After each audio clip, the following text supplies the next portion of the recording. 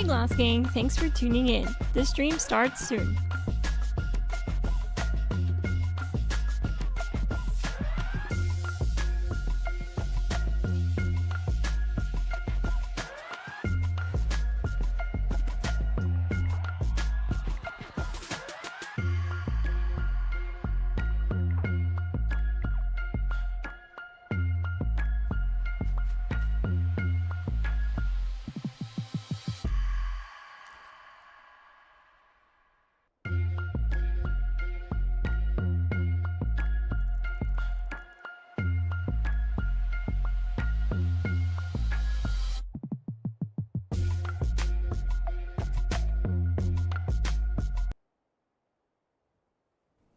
How's everyone doing today?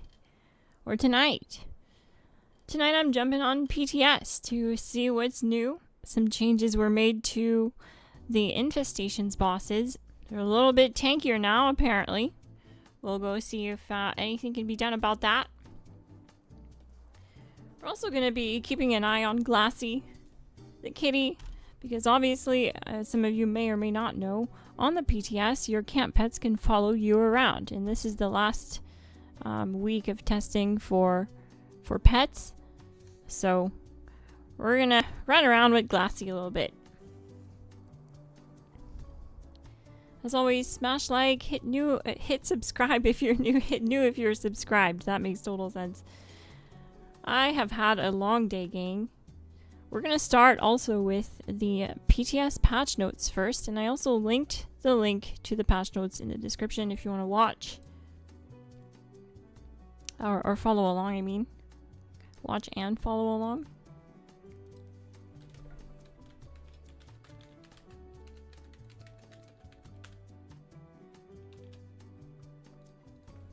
Alright. So I've kind of just been chilling in my private world, hoping that an infestations will pop up. Nothing's happened yet. We just kind of have to wait it out. It looks totally different now too, which is the first thing I noticed. It's like a dark circle patch, which honestly looks more immersive, looks more natural to the map art, in my opinion. So that's interesting. It's a nice change from like the digital radar circle that we usually see. But the big thing is really how players can just kill the infestations boss so fast that like you'll oftentimes see an infestations pop up and then you go to it and it's dead by the time you load in. Right? That's all happened to us, or we get there and we don't get there fast enough to get any shots in, and some level 800 is there just, you know, drilling it to death immediately on site. So from this PTS patch note, which came out July 2, we see that today's PTS update reactivates the infestations feature. We have a collection of changes that are in direct response to the community feedback. Please note that some changes are scheduled to be released in our July update, while other changes are scheduled to arrive in the fall update. That's interesting. Scheduled to be released in July, bosses have been balanced to make them more challenging for large groups of players to fight. This is in hopes that it'll take longer to kill the boss, so more players get a chance to show up and participate. All players on a server will now see a server message when an infestation has spawned and when one has been cleared. The initial search area for the infestation could be located has been reduced. Oh, okay, so they mean like the size of the circle that's going to spawn is a lot smaller than what we've been seeing. We've been seeing massive circles that can cover like some dense parts of the map, have lots of locations concentrated into a little area, and if one of those big circles like covers just right, you have like 50 locations you can go to. It's a lot when you're trying to find it. So that's neat. Tentatively scheduled to arrive in the fall. New meta objective has been added to infestations. Players must find and kill infestations enemies to summon the infestation boss. That's neat. That's cool. I like this a lot. This means that players won't just be able to show up and just target the boss until it's dead. They'll have to like start finding and killing enemies. Find and kill infestation enemies to summon the infestation boss, which will give more time for people to show up before the infestation boss appears. That's cool. That's a really interesting change. This is an attempt to help slow the event down and give more players a chance to join the fun. Very good fix for that, I think. The boss corpse will now be highlighted after it is killed to make it easier to find. That's good. I thought that already happened, but I guess maybe it just wasn't happening to the infestations bosses. It definitely happens to regular legendary enemies.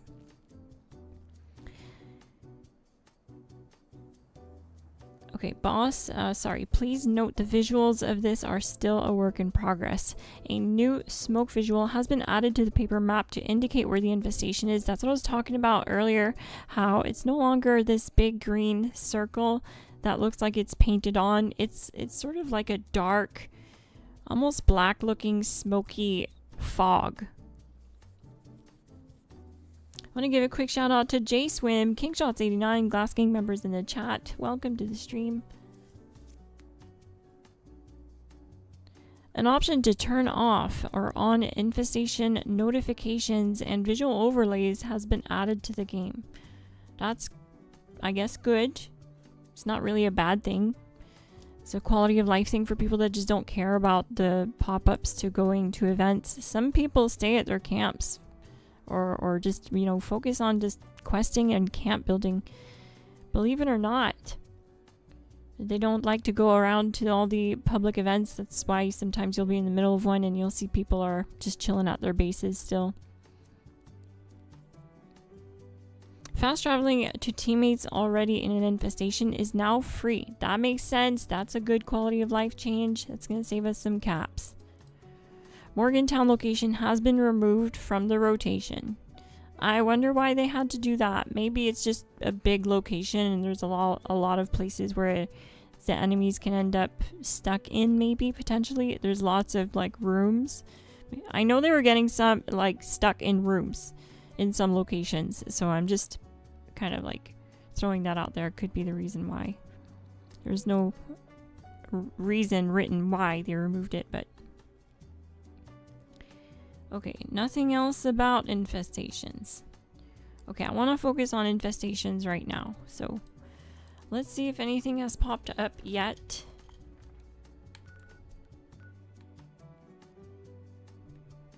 In the meantime, I'll fix my carry weight.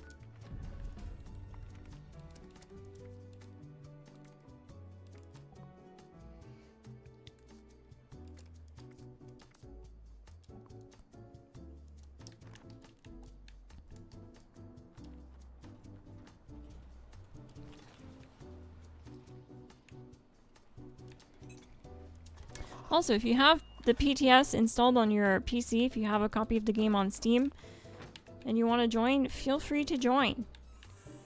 I will be trying to do the infestation bosses, and we're going to see how tanky they are. Even if, you know, 4 people join, it doesn't matter.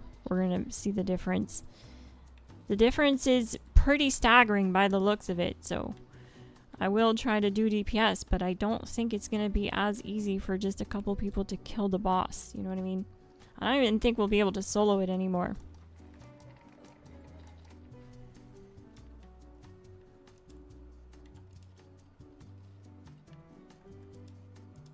Okay, I can't go into my shelter. That's weird.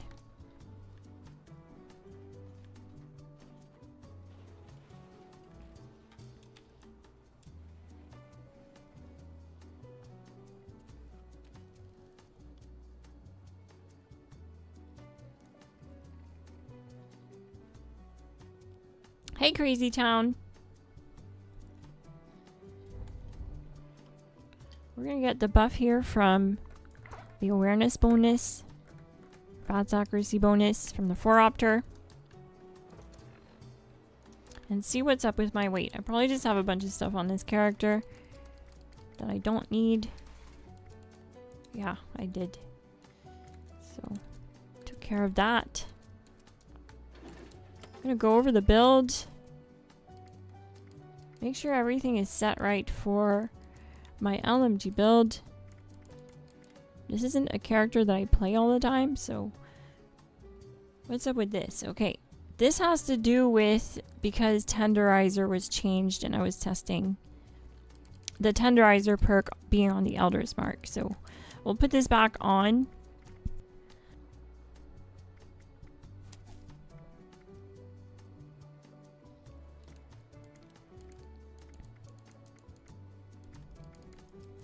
We don't need this.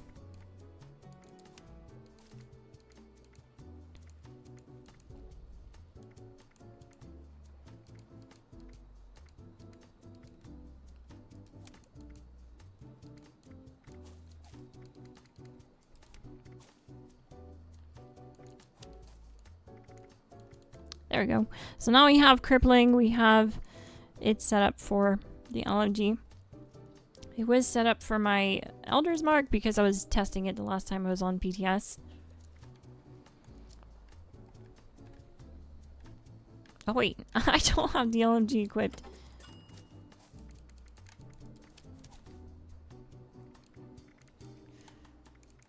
You know what? I'll just use the LMG. If we need to, we'll step things up. We'll go and grab the pepper shaker. And we'll make adjustments then. So field surgeon and good with salt or first aid. Yeah, there you go. So we have some kind of survivability.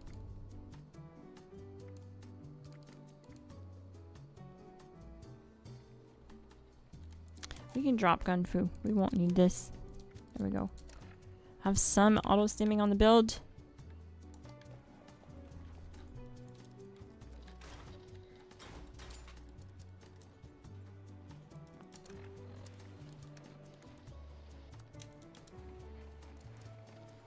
That's interesting. This is a stash. Oh, okay. There we go.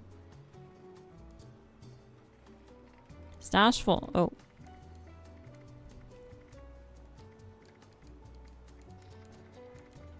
Do I not have a Furious LMG? Alright, so I don't think I have a Furious LMG.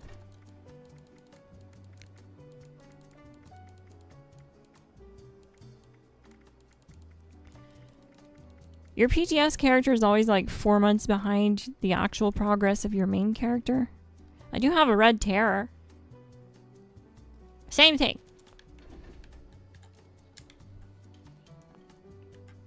It will do for now. We need to go put some mods on it.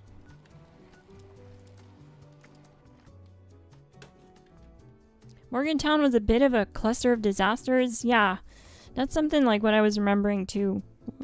With them spawning into rooms where you don't have access to, and then you can't go kill the boss.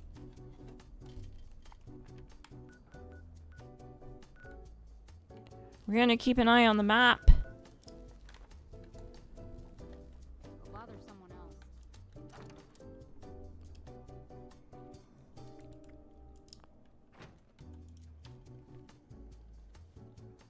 We'll keep the pepper shaker as a backup.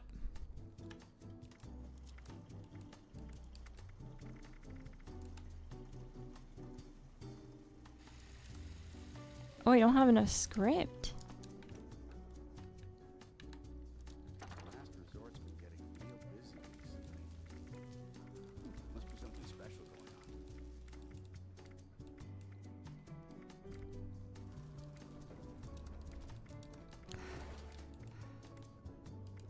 That means we need to script.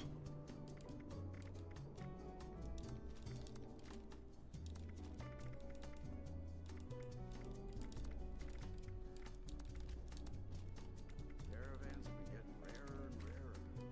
Starting to run low on stock.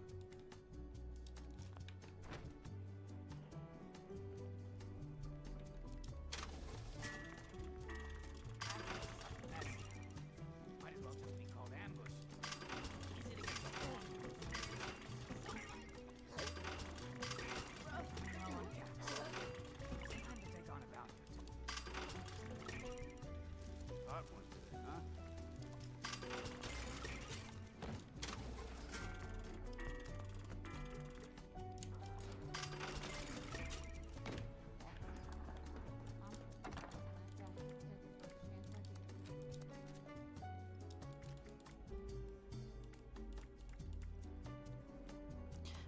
This has bleed damage, but that's not going to do us any good.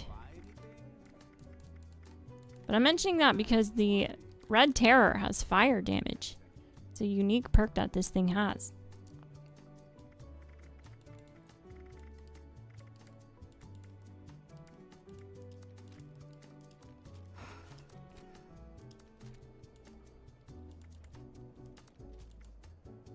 It's somewhat of Irish places. What are they gonna do? Go somewhere else?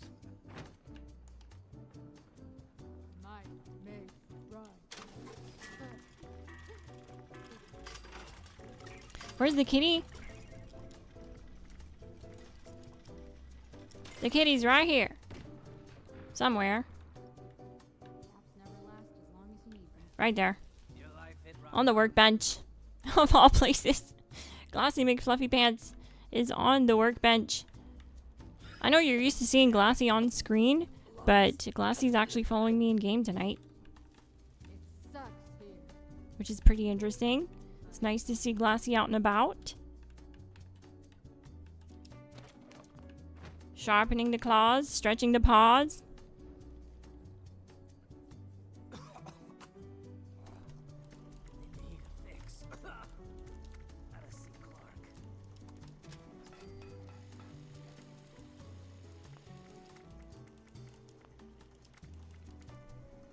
Yeah, don't have enough script for that. I think I'll go to custom world, but honestly it's just gonna be quicker to swap things over to the pepper shaker build. So let's just do that. We finished that.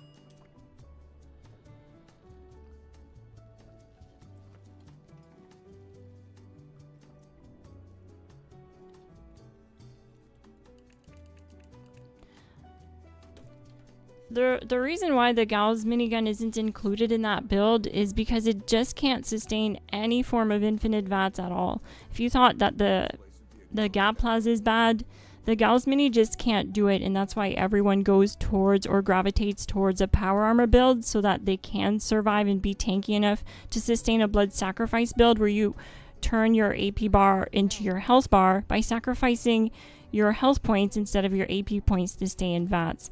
The only way to be tanky enough to be able to do that and survive things is being in power armor. This is a non-PA build, and comparing bloodied, it just absolutely wouldn't be possible. With the Gauss Mini, it wouldn't stay in VATS for any amount of time without slamming coffee, and that's something I mentioned in the video I wasn't willing to do because we're looking at the weapons and how good they can do from a efficiency and versatility standpoint. So basically the Gauss minigun just doesn't fit in those brackets for that playstyle, the non-PA, bloodied, unyielding, or just non-PA in general. You're way too squishy as a blood sacrifice build. Thank you so much for the 5 gifted memberships, King Shots. GG.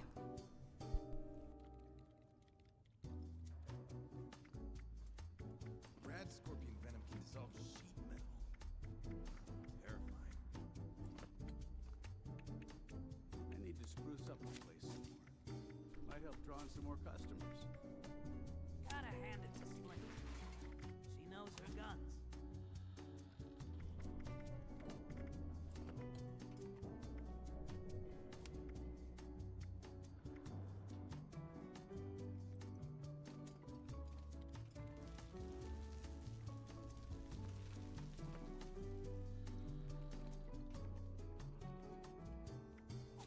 Been seeing more ghouls around recently. Wonder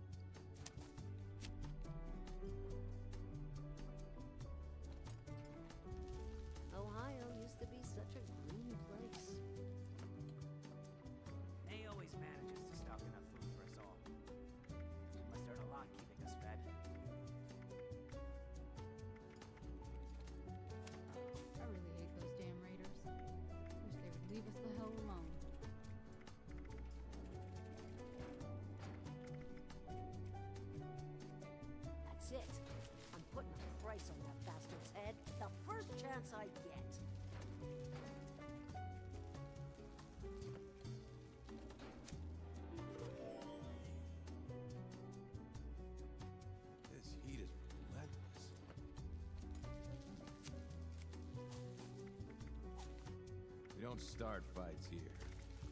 We finish them. Might not be great in this dump. What's out there is worse. Running low on caps. Time to take on a bounty or two.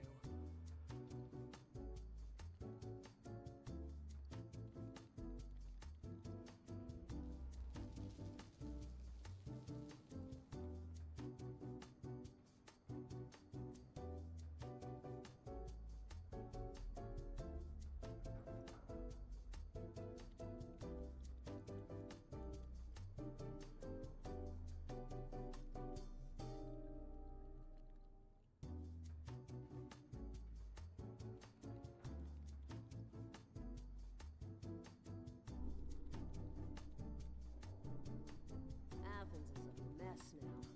Might as well just be called ambush. Easy to get swarmed in those mean streets. On its home.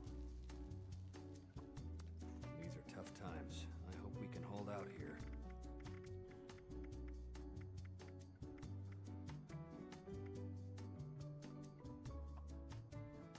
Might head over to the last resort.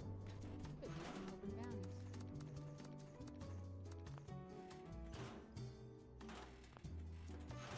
Life may be rough around here during the day, but it turns at night.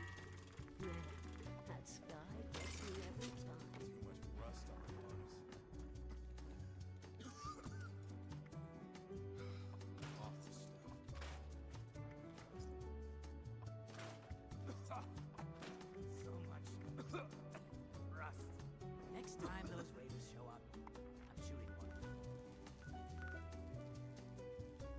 Damn rough storms. Rough on the lungs. Damn rust storms. Rough on the lungs.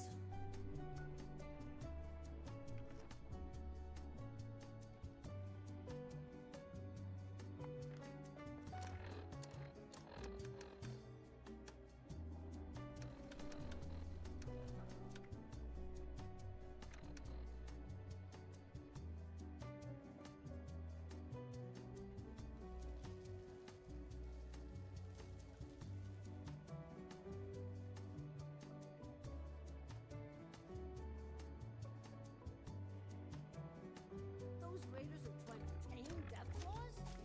Fools are getting themselves killed. Gotta hand it to Splint. She knows her guns. Damn rust storms. So much rust.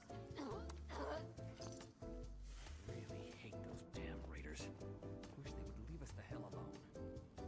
Athens is a mess now. Might as well just be called ambush.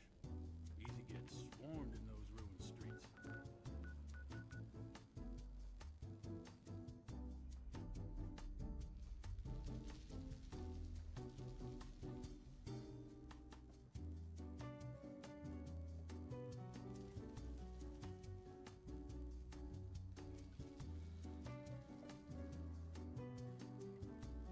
So many new faces coming in.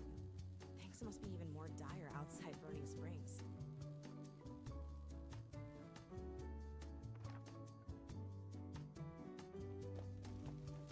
What I wouldn't give to It's get not some safe of that outside of vegetable town. food. The Rust King thugs are everywhere these days. May always manages to stock enough food for us all. She must earn a lot keeping us fed.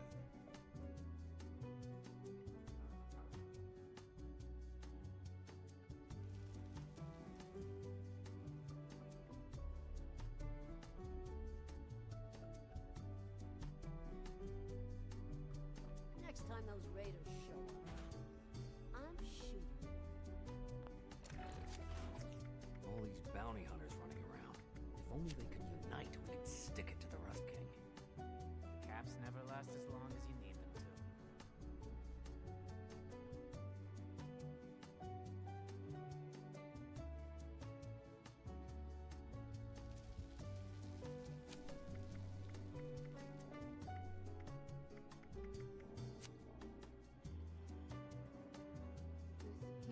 I was muted again. Why?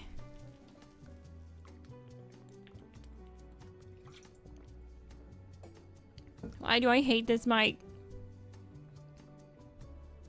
Someday I'll make a video about how much I hate this mic. But yeah, basically I was just talking about how the thing with unyielding is it's totally different than a power armor build, and the bonuses just make it worth doing. Like, unyielding gives you +3 to all stats per piece, except endurance. Which is fine, because then you can just put +2 endurance on your armor set per piece if you want to. And what those things do is it increases the effectiveness of perk cards on the build. Having high stats like that across the board means you get the most out of perks like evasive or thirst quencher, increasing your max AP to the ceiling. Science, which is another perk based off of points in your intelligence. Stuff like that. It's one of those things where unyielding just has no competition. It gets the most out of everything. XP gain, super effortless and easy with unyielding. You don't have to manage food buffs or even like dump a bunch of points in intelligence. I had a +8 intelligence build. Pretty much this build just threw on unyielding and what was it? A perk card under charisma.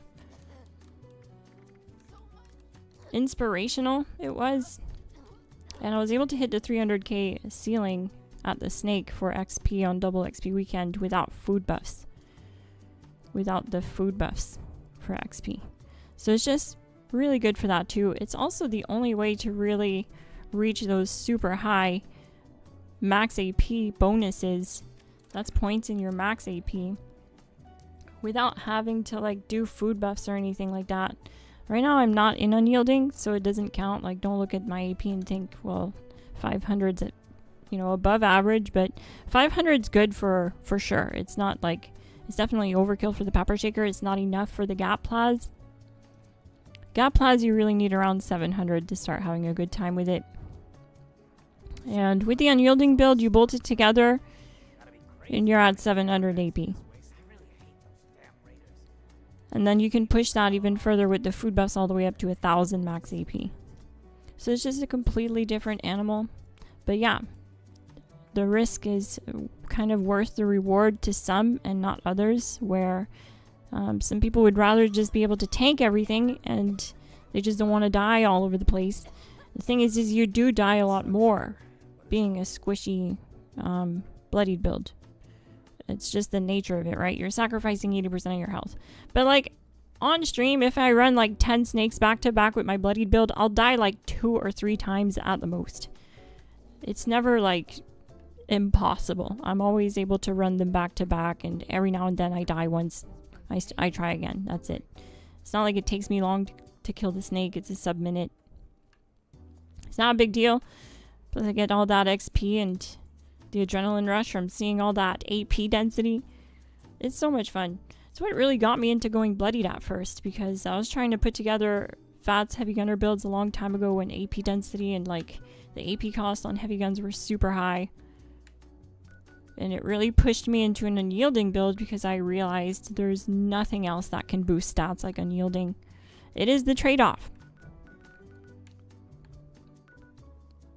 You're squishy.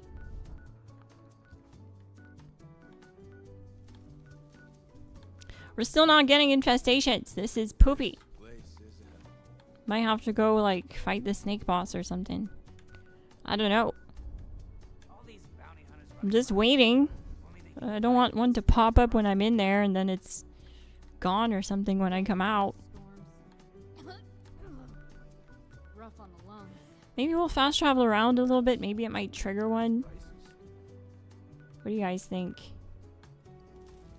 Let's head over to New God. Thank you, subscribe. GG, Jaden. Thank you so much for subscribing. Check out the channel. I do mostly endgame content, but I also drop in some beginner guides here and there. So check it out. If you need some beginner raid builds or endgame raid builds, I have you covered. Sorry if I don't sound as peppy. I've been working on that video that I posted today for the last 2 days, and well, really the last 3 days, actually several days, because when you think about it, like all the time it took to source all the mods for those 2 armor sets. Plus I tested a 3rd armor set on stream, but I didn't include it in the video. So I had 3 different armor sets ready for all that testing, and 3 different weapons, and yeah, I'm just kind of beat. Voice is shot from all the voiceover recording.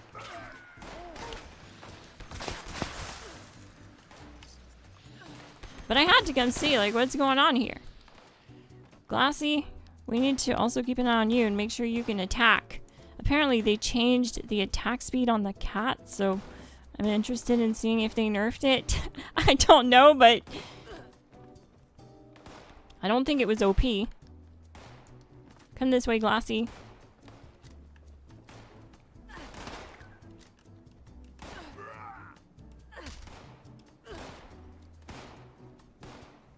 Defend. Let's see. Commence attack!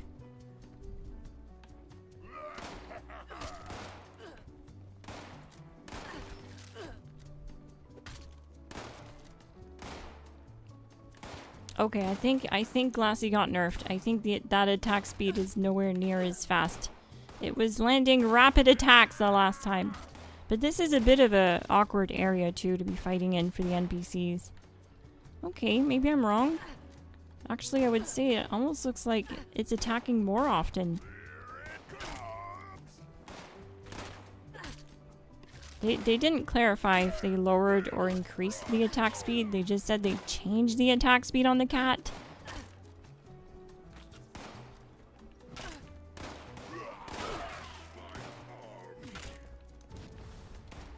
Cool.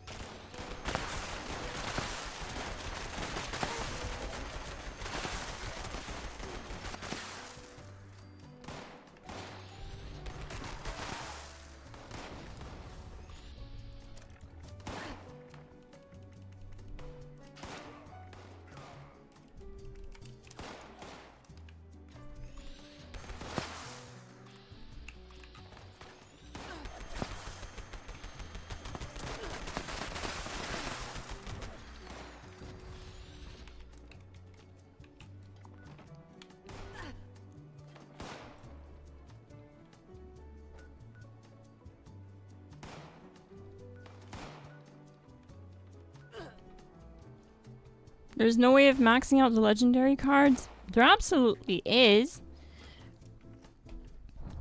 But you have to do it like the legit way. There's no like quick and easy way of doing it. You do have to play the game. And rank up. Level up. Get your perks leveled up. Scrap perks. Like perk cards, you scrap them, you get perk points, then you invest them.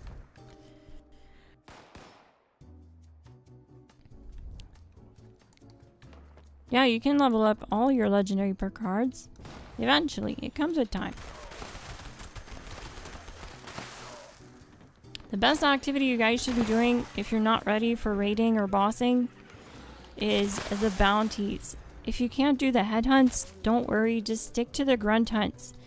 It is a really solid grind.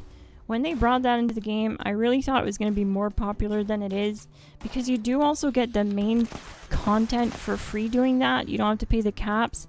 The grunt hunts do drop bounty headhunts, the wanted posters, and as long as you stash them every time you get them, you can keep farming them and they'll keep dropping.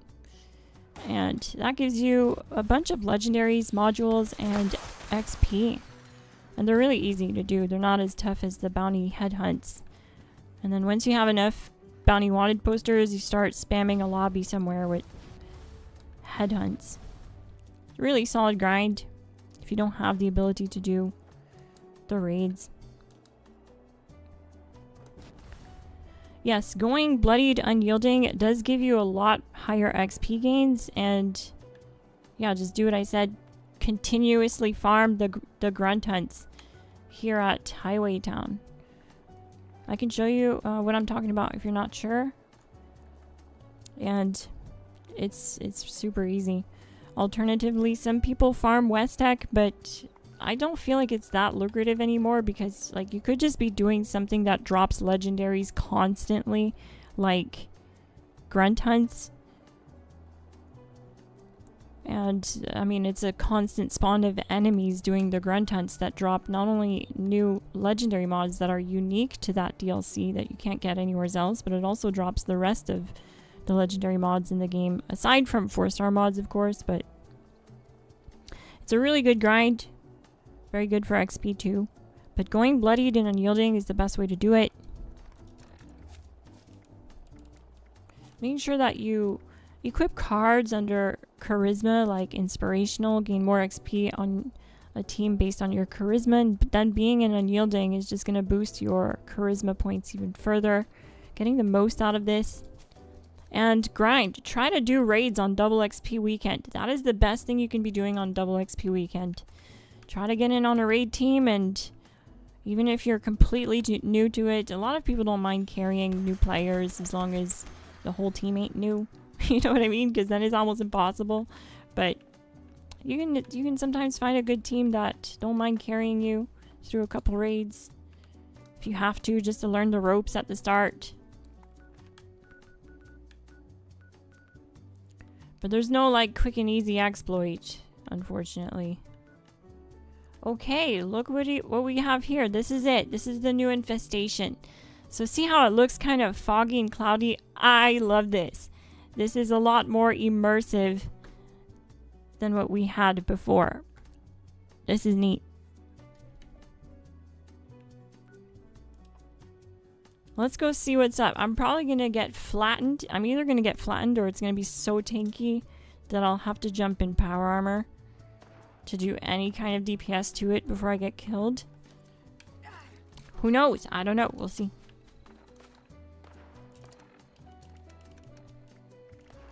We're going to do buffs though before we start. Big Guns Bobblehead, Tesla Science 9. I'm also going to just make sure that I have... Oh, I only have regular stims. Okay. Do Overdrive. Company T. I don't have any Blight Soup, but that's okay. It's alright. What's going on here?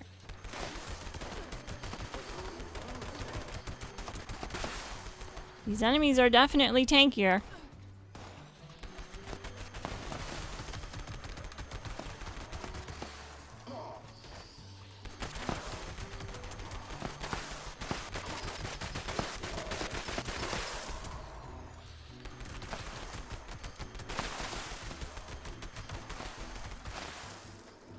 Okay, so that's what happened. I had to clear the infestation enemies for the boss to come out. So that's what we just did.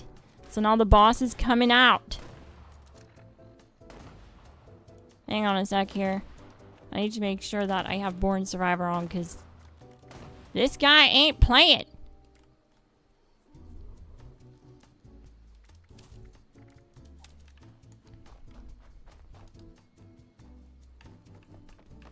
Alright, gang.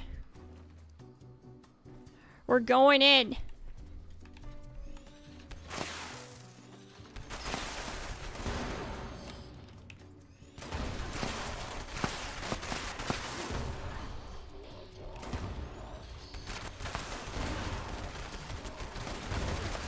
For some reason, my VATS keeps breaking. It's definitely really strange. Oh, it's because he has the camouflage. Of course he does. Glassy's down!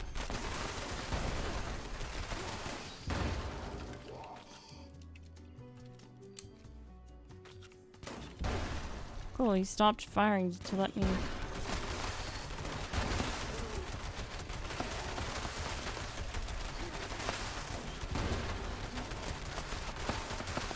He's definitely a lot tankier than they usually are.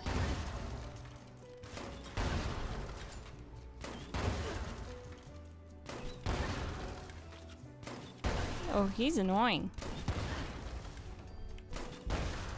We're just gonna have to aim down sight on his head. Top down! straight shot into the dome. I mean, I can't bats him. And I'm not doing any damage like this.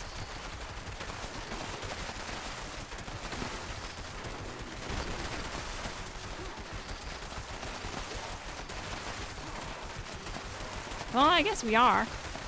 It's gonna take a while, though.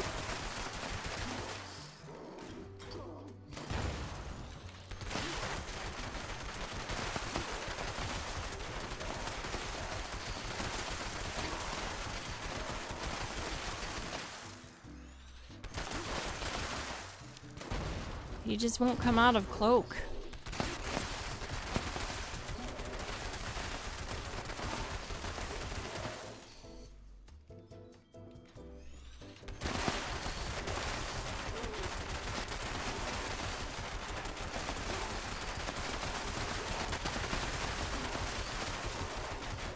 It's definitely a mini Earl now. This is way tankier.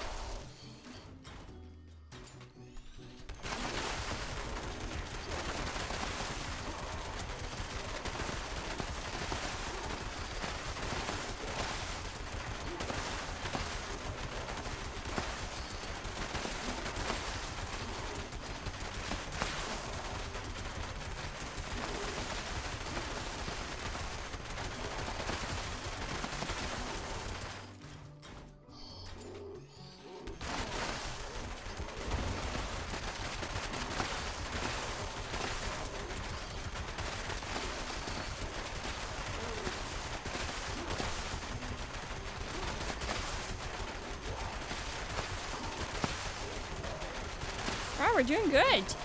We seem to have him in some kind of stun lock where he can't activate camo. That's the Pepper Shaker's crippling power. Yeah, I don't know. Some people were saying we can't solo infestations bosses. I'm not even in power armor. I was expecting to have to put on power armor.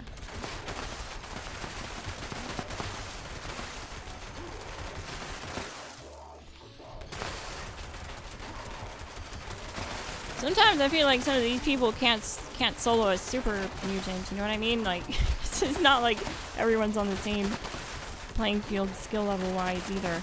But some of these infestations bosses are doing more damage and are tankier. So we'll definitely hopefully get something that can kill me non-PA. It's not really doing much here. It's definitely a lot better, though. I'm not like saying that this is bad. This is a lot better because it's gonna take a lot longer for someone like me, a level 1000, to show up and kill this thing. It's gonna take them a lot longer. It's gonna give people time to show up and get some shots in. So this is honestly I think this is a good change.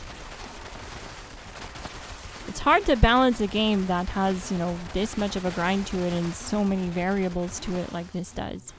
With all the different legendary mods and effects and weapons.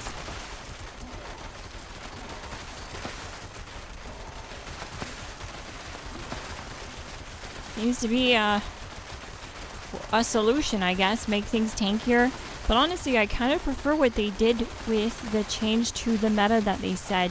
Making, like, what is the most efficient way of starting, I guess, an infestation that they talked about in the patch notes was that when you start an infestations, not all of them, but some of them will be like set up like this one was, where I had to find and like kill all of the little enemies and then the infestation boss revealed himself. I think that's a really solid way of doing it.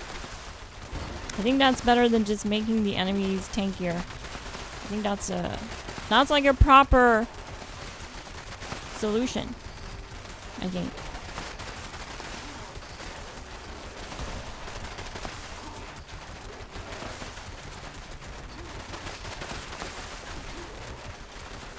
Close range pepper.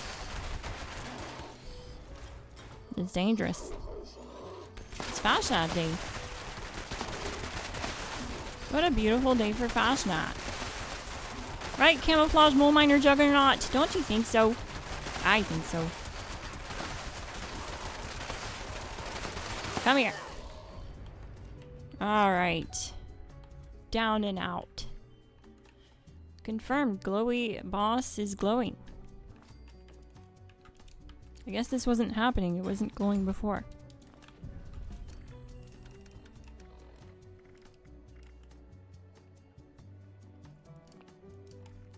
Let me get caught up on the chat.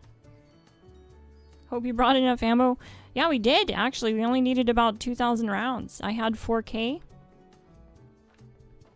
Pepper Shaker hits really hard, super ammo efficient. The video that I uploaded today goes over that. I talk about ammo efficiency, and basically, just from an ammo standpoint, compared to the other two, like the LMG and the Gaplas, both the LMG and the Gaplas took 700 rounds to kill the snake, and the Pepper Shaker killed it with 312 rounds. Literally just a little bit over one mag. And this doesn't have the Furious mod, it's a quad, so it doesn't even have the Furious damage multiplier on top of the weapon. That's just all base damage Pepper Shaker. It's doing such a high damage per shot compared to other options. The robot boss is way harder. Yeah, I know. We'll see. We'll see what happens when they spawn. No one's safe. Clunker or not.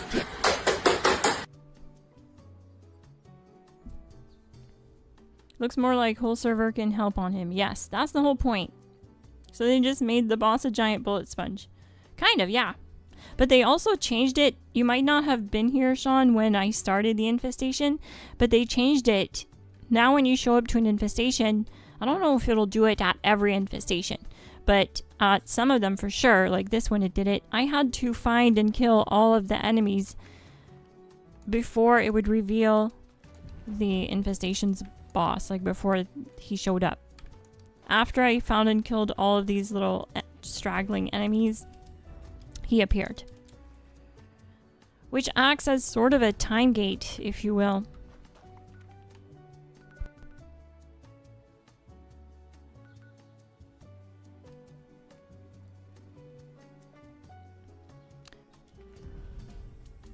But yeah, if you do see videos of people saying that it's going to be impossible to solo the infestation's bosses now, it's definitely not impossible. I don't think any of them will be impossible, to be honest with you, because like they've said that about other ones, and I could always solo them. There was just one time I couldn't, and it was on PTS before it ever came. Actually, the first time around that Infestations was in PTS, they were so tanky and just one-shotting you on sight, especially the Assaultron.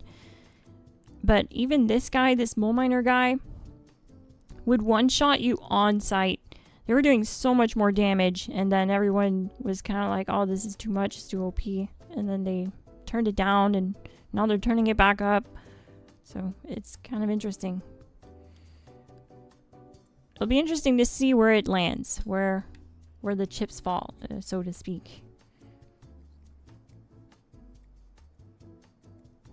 I guess the increased difficulty and random modifiers can create these sponges. It does, but it makes it so that people have a chance to get there. Once the whole server shows up, it's not going to be spongy. The people that find themselves without a meta player to kill the boss may be in for a rough time. Yeah, I can see that. That can be an issue. That's a good point, Clip. Is that when you are so endgame that, like, take me for instance, I can just come here, no power armor, and just not even have to really worry about VATS. We were still getting the kill regardless. Not everyone's like that, right? Not everyone's set up like that and has that game knowledge to apply these tactics and like set up their build to a point where it can do that kind of DPS and have that level of survivability. And I get that. And what that ends up doing is it can create a situation which is very similar to what happened when the game launched and they brought out the Scorch Beast Queen like not long after as like something to do, and no one could kill it. That was a thing right when the first Scorch Beast Queen arrived. Thank you so much for the 10 gifted memberships, Ray Ray. Thank you so much. Big play, Ray Ray. 12-month GLASSGANG member. We have a GLASSGANG member chat in the Discord and roles. If you have an active membership and you want to join the Discord linked in description. It's free to join also. You don't need a membership to join our Discord. Just get more perks. I guess we can go to Fastnet. Sure, why not? Let me get caught up on the chat. I've been shaking Pepper for a while now. Its AP usage can't be beat. It absolutely can't. Its damage per shot can't be beat. You know, when I did that stream, I was rooting for anything but the Pepper Shaker to win. I thought for sure in my head, because I had tested it before, but maybe I either messed something up when I tested it. The survivability was just poor on the Pepper Shaker when I first tested it, bloodied. And I felt like that came down to the fact that it has such a low fire rate. It has a fire rate of 61. And basically, when you compare that to the LMG, it has a much higher fire rate. Fire rate of 153, which I kind of like chalked up to being the reason the LMG can sustain my health and keep me alive through fighting the snake with low health. Because with the conductors proccing on crit and the build being set to crit every other shot, I'm getting HP returned, and it's returning very fast with that high fire rate, and then I'm able to stay in VATS and also have really high HP return to stay alive through a lot of damage. But on that stream, the Pepper Shaker dominated. It somehow had better survivability, higher damage per shot, as shown by it only using a third of the ammo to get the kill, and it was faster than everything else. Only the LMG tied to it on the high health version of the build. Crazy. And this build has been a popular build, the most popular build on the channel for a whole year now. I think we missed Fastnet. I was rambling. Oh no. I'm sorry, gang. I did it again. Okay, well, that's not an unusual thing. I guess, since I spoke of grunt hunts, let's at least go do that so people who may not have ever experienced it know what I'm talking about. I'll also keep answering chats, okay? I just need to get through them because I was distracted by having to fight that Infestations boss. PTS is trying to fix what was fudged up. Yep. Yep. Hopefully, more problems don't come with this update because there's a lot changing with the camp pets, and I'm just kind of worried about that. Well, we'll see. I do like that change, having to eliminate smaller guys before the boss appears. Just wish they'd come up with a way to make to fight better other than just making you shoot more bullets. You know, that's a really good point, Sean, and actually when you look at some of the crippling changes, because crippling didn't used to work this way, but recently with like changes to perk cards under strength and like bullet storm, stuff like that, we also got new perk cards like easy target, and you get 75% more range damage to crippled targets. I wish they would introduce some kind of mechanic where you can identify either in VATS a specific limb on a boss that might be a weaker point than usual, like it's more susceptible to being crippled. Maybe it might take more damage. I don't know. They could expand on this is what I'm saying, because if you cripple the boss first, you'll do more damage to it. And you'll notice this. You'll notice this with like especially bounty headhunts. If you solo bounty headhunts, you know what I'm talking about. They're really tanky when you're solo. And if you target a limb first and get the cripple and then target a weak point like the head, you notice you do a lot more damage after it's crippled. Mechanics like that I find interesting, and I feel like they could expand on. It was a case of finding angles of attack so that they could not hit us. Yeah, exactly, Mr. Bubba Hutt. PTS was brutal right before Infestations actually came to the game. They were just one-shotting you on sight sometimes. Most of the time, actually. And they were just crazy tanky. But now I'm the crazy tank. Someone asked how much HP I have. Actually, not that high. This is nowhere near as tanky as the build I showed on the live stream and the video, because this build is like from 4 months back. PTS, the build on PTS is 4 months behind your actual character's progress. So this is around when I was running my Elder's Mark build, and I just quickly adapted it to the Pepper Shaker, but it doesn't represent at all the build that I uploaded today. It's very similar, but it has lower AP and lower HP, and as you can see, the Pepper Shaker is doing just fine. I'm super tanky. We're able to kill that infestation boss no problem, and AP's not a problem either. You only need about 300 max AP with the Pepper Shaker. It's really efficient.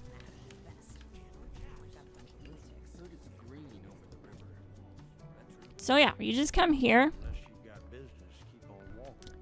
In Ohio for these grunt hunts, this is the best thing you can be doing in the meantime.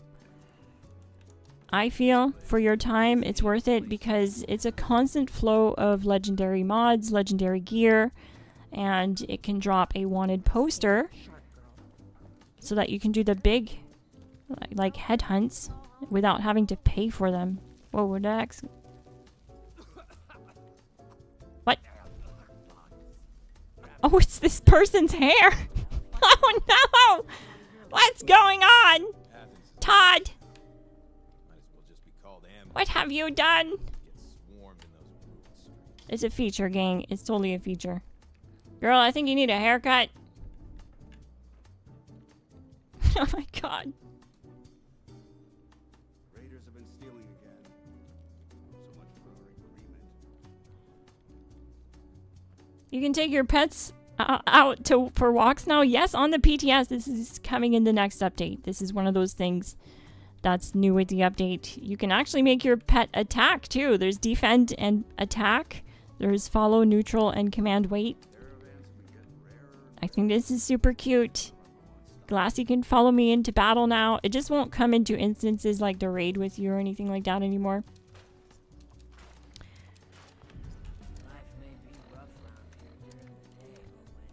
So yeah, let's go do that grunt hunt just to see. I guess do something while we wait for an infestations. So I did talk about it. I think this is really worth your time if you don't have the ability to do raids. You don't have the means to do raids. This is like the best thing you could be doing because you can launch it whenever you want. It's a constant flow of enemies to attack, so it's stimulating, and you have unique rewards from this content. So the bounty update came with new legendary mods that don't drop anywhere else, just from bounty headhunts or bounty grunt hunts. So this is something you can do super quick and easily for a constant flow of rewards and XP. And if you stash your wanted poster when it drops and you keep farming the grunt hunts, it'll keep dropping wanted posters. If you have your wanted poster on you and you go and complete grunt hunts, you will stop getting wanted poster drops. You want to make sure that you remember that you stash your wanted posters when they drop.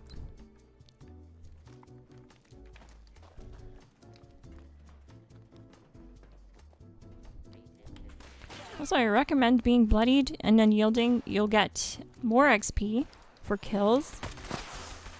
And these enemies just aren't tough at all. They're not hard at all to beat. So this fits very early playstyle or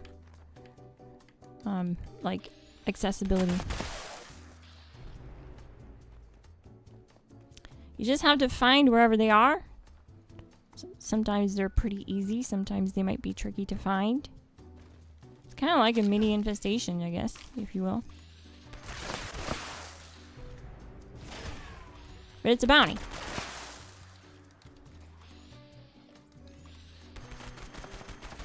That ghoul is under the map, apparently.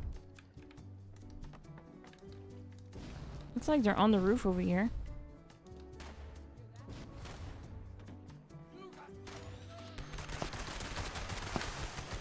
Does command wait work in camp? We can go try. I think it does.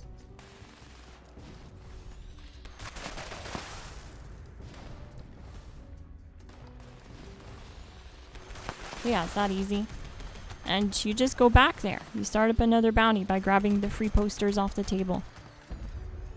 I think this is totally worth your time if you can't do raids just yet. This will get you those level ups you need to level up perk cards. and give you a constant steady flow of legendary loot and rewards to put together at least a 3-star build to start taking on the raids. I have a 3-star build on the channel for solo farming the first raid boss.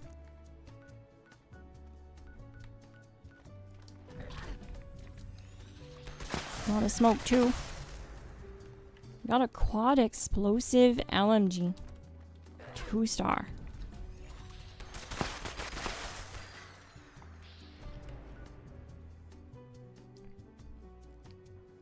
Always happy to gift GGs. GG, Ray Ray.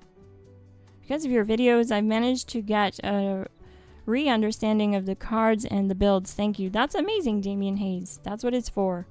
I'm glad it's helping. If you have any questions, don't be shy. If you need more help, you can reference the live streams. Whenever I do a build and there's footage involved that was recorded live, I try to record every build live before I upload them. Sometimes I just can't. Either there's problems with my streaming setup or something, and I still have to get the upload out. But what I end up doing is I stream it later that weekend. So yeah, join the streams, ask questions. It's the best way I can demonstrate and answer questions about them.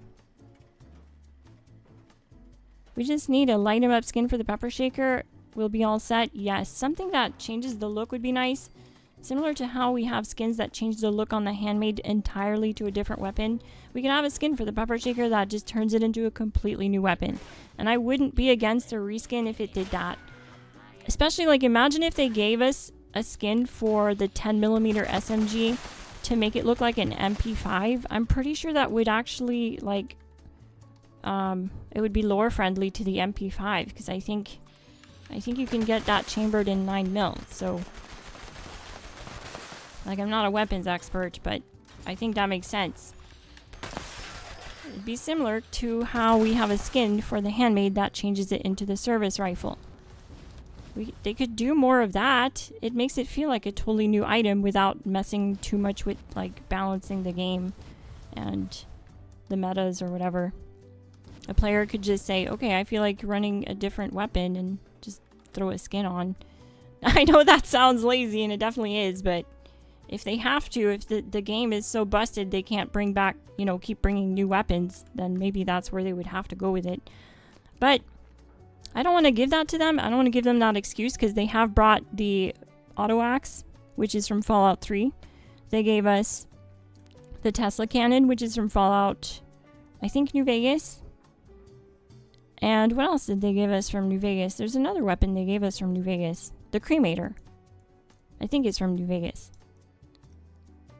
That's one of those things. Like, I know they can do it, so I don't want to give them that excuse, you know. Because when we start giving them excuses, they start saying, okay, we can get away with less, you know. But that was the whole point of that reskin video, was to talk about where we used to be, you know. When we had a new season, there was one big item, like some kind of new weapon or something, where there was other items attached to that, like weapon modifications along the way that made it worthwhile grinding the entire scoreboard. Because along the way you unlock modifications for the cremator. That was the thing. Same thing with the Tesla cannon. Same thing with the auto axe. More of that, please. Like, not everything has to be a reskin, but if they would just have like one unique item like that per season, it would just completely make the difference, because they've not been doing that for multiple seasons now. Still no infestation.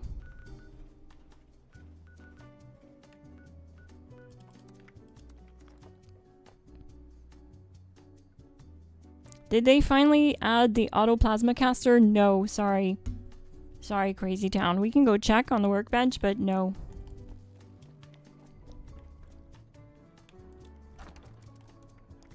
I don't think I have a plasma caster.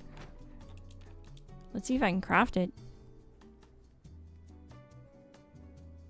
Giving way too much credit to them. I'm trying to be neutral and give them at least the benefit of the doubt, and, you know, give constructive criticism is where I'm trying to aim the blow. I'm not trying to take it too personal or make them take it too personally either, you know. They're kind of bad at taking what's that word?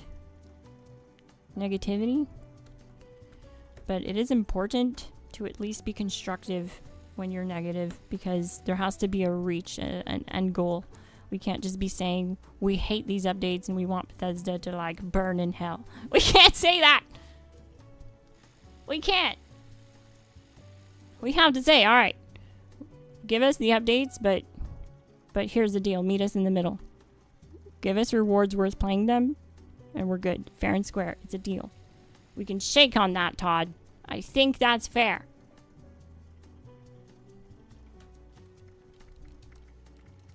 Might not be great in this dump, but what's out there is worse. Getting too much rust on my lungs. Aha! Awful stuff. Damn this place! Get out if you Well, I don't have any of the mods, so that's it. But I have another idea. Why don't we go check the locker? There's a little locker over here where we can go to and get the new mods that are available in PTS. Bethesda strikes again. Large and in charge.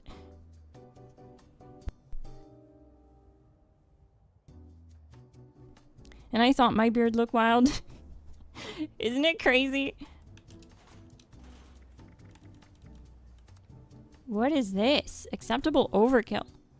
Very interesting. 1 rank to concentrated fire. I like these unique effects. I like the idea of adding a unique effect to a weapon that can open up points on a build. That's really unique and adds a layer of creativity to your build and loadout that will make it unique to other players. Pretty interesting. I like that they're doing this. Prototype integrated silencer is back. I'm so happy about that. That was part of this weapon when it first launched, came into the game, but then they took it out and now it's back. Oh wait, I gotta go see if command weight works at the camp. Sorry I haven't done that yet, Chocolate Moose. We're gonna go do that, I promise. I just have to check if we have mods for the plasma caster while we're here. Doesn't look like it.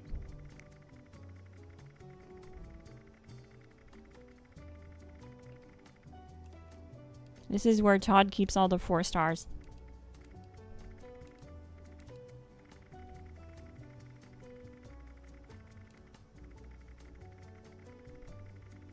Yeah, it's not in there. Nope, sorry. Nope, no automatic plasma caster, unfortunately. They haven't talked about that again since. I don't think they plan on actually committing through that. That's why you gotta look at stuff in PTS with a grain of salt. Sometimes things are teased that we want really bad and it never makes it to the game.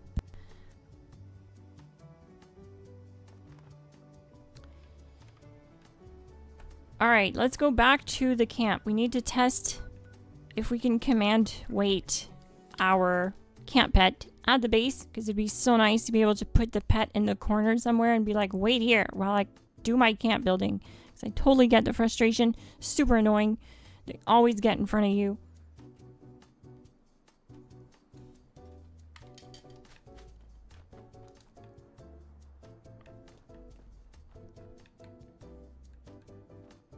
I think it's really cute with the cat because it's so small, but it just zooms around like a cat does because cats are fast. So it's pretty accurate like that. Okay, Glassy, come back to the base.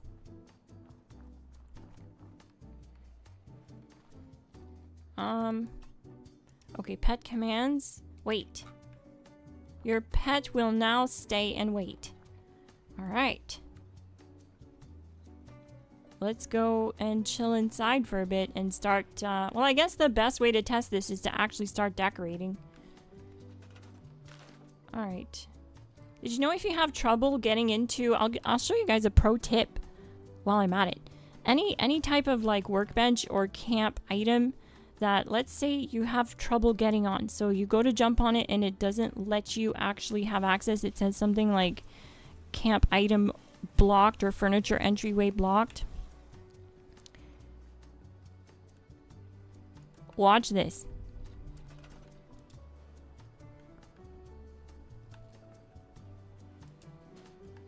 Let's see. Okay, it worked.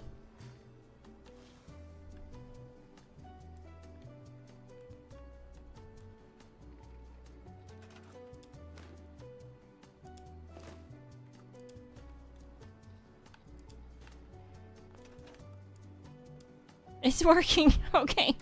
Well, it wasn't working when I was trying to put this down here is what I'm saying. But basically, whenever that happens, if you can't get on whatever you placed, let's try to make it actually do that, though. I want to, for science, at least show what I'm talking about. Okay. Furniture entry points are blocked. So now if we put it on top of this thing.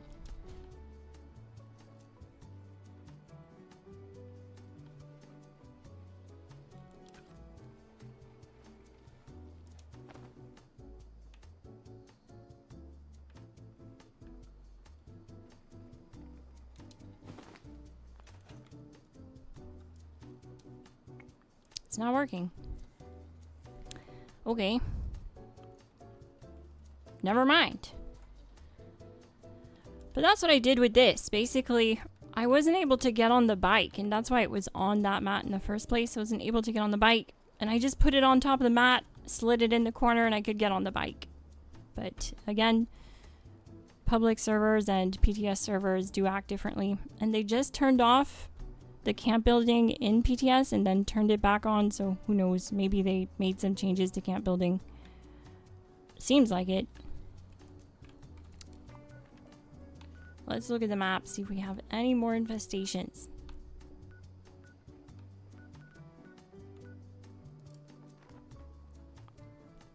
MP5 skin would sell like hotcakes in the atomic shop. It totally would. It would sell to me. And probably like half the glass gang. Or more. For sure more.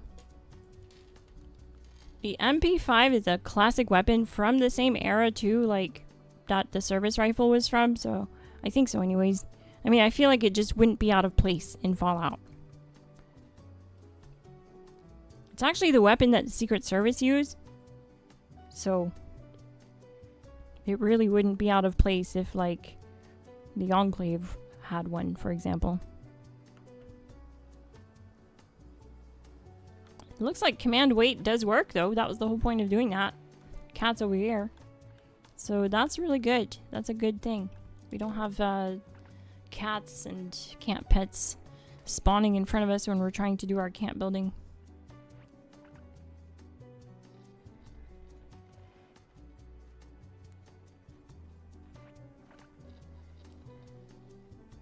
How much weaker is laser compared to the plasma? It's doing about 10k DPS less. Like to kill EN06, for example, when we were testing it against EN06, it was doing 10k DPS less than plasma when we broke down the math. But that appears to be changed on this actual build, so let's switch to laser. That's a good mention. Thanks for mentioning that. It is changed, apparently. Apparently it's fixed. Apparently.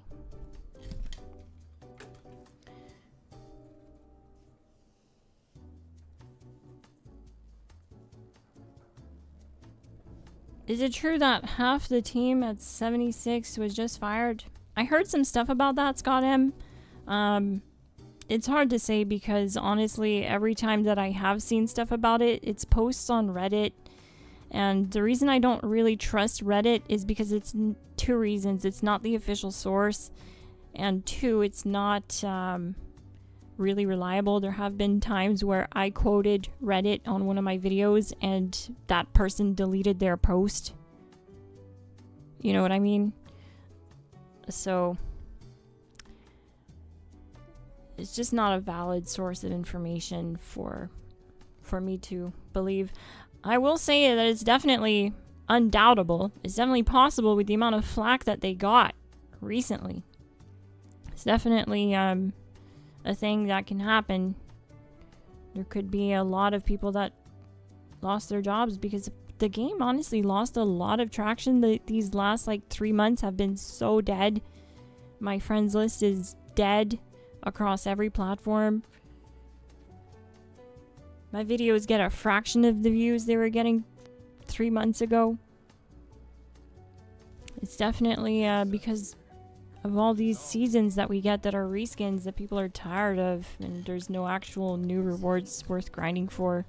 Like mentioned earlier, Cremator, Auto Axe, Tesla Cannon. These were rewards that were some of the best we ever got, I think.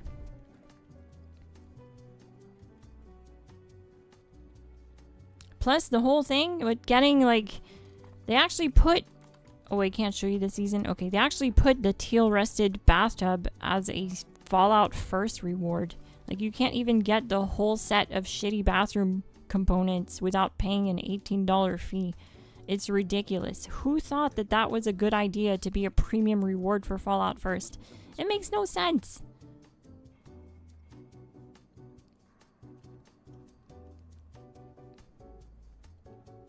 But I also don't expect them to actually come out and say, hey, everyone, we've fired like half our team. That's definitely something they wouldn't talk about.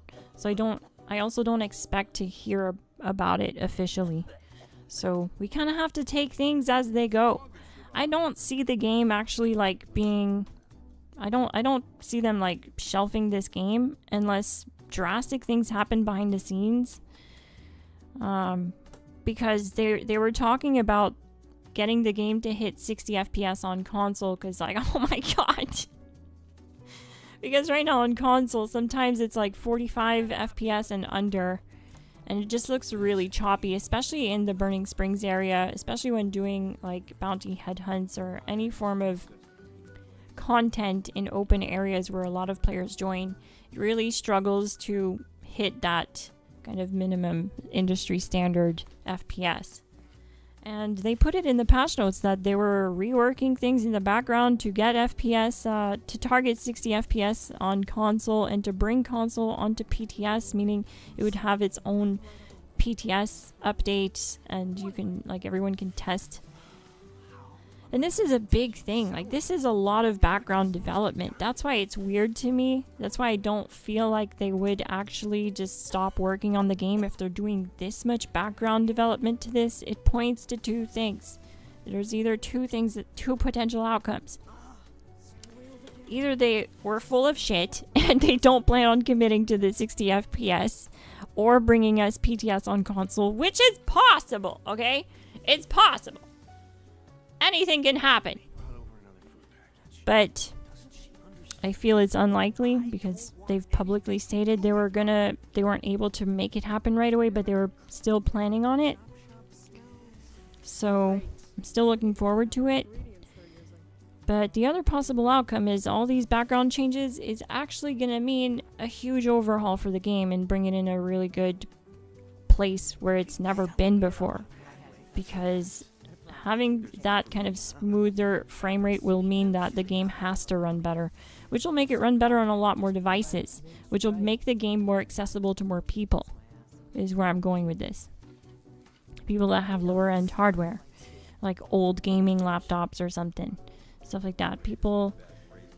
Not everyone has access to all the latest technology for gaming, you know? So when you make your game easier to run, it just means that more people have access to it. And I feel like if they're going to commit to that much background development, there has to be a reason. Another thing is the TV show. When the TV show comes around, this game explodes. It absolutely explodes. When the TV show season 2 came around, I was averaging about just under 10,000 views per upload.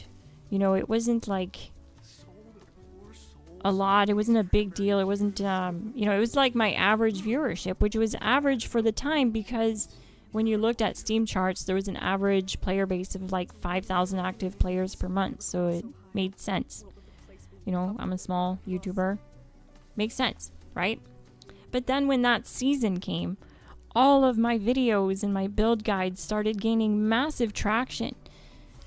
Some of these videos hit 100,000 views in just like 2 months. So, or sorry, not 2 months, actually like more like 4. But you know what I mean? Like, I never expected it to reach anywhere near that. That's 10 times the volume that was normal.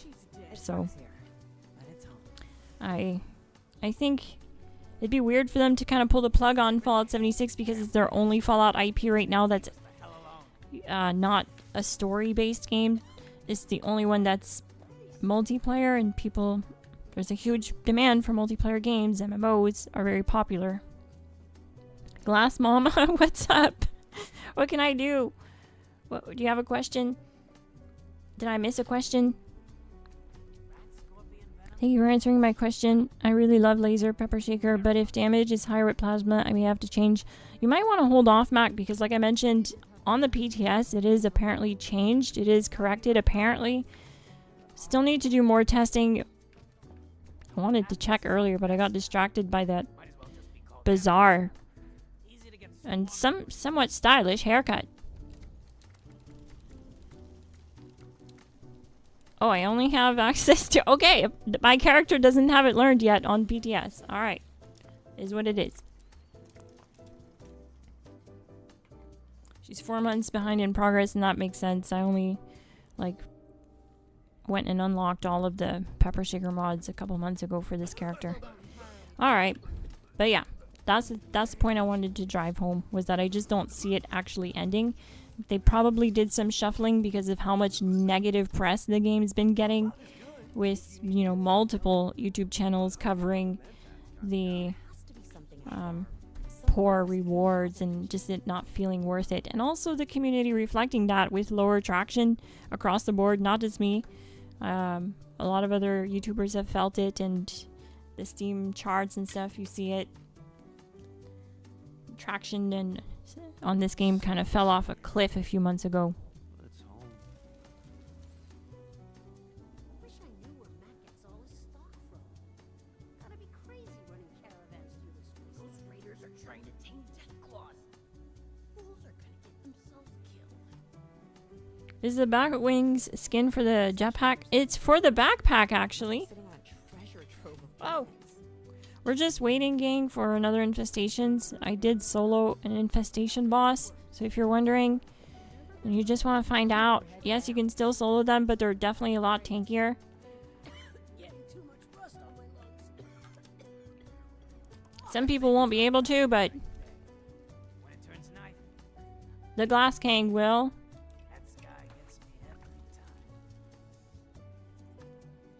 Just, you know, come check out the channel. I'll have build guides for you that are updated when that happens.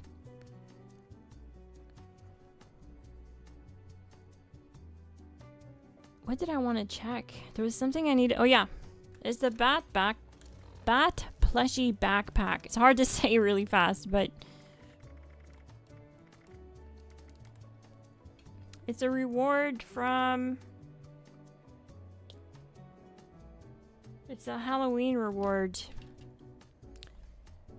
It's slipping my mind right now, but someone from the chat knows. If you know in the chat, please put it in the chat which event this is from. It's a Halloween event. I just can't remember what it's called. It doesn't come around very often. So this is a rare one.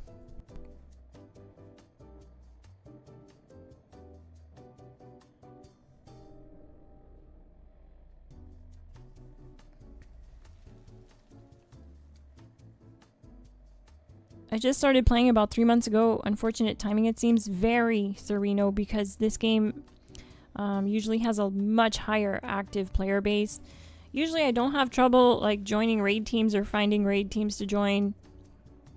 And most nights I don't, especially if I'm streaming, I don't. You know, obviously notification goes out, the GLASSGANG get on. But when I'm on PlayStation, it's a totally different story. Mainly because PlayStation has so many like issues with bugs and stuff. They keep like doing these bug fixes to PlayStation, and I have this patch note hotkeyed because of how many times I gotta talk about it. just to try to bring awareness to the instability of PlayStation.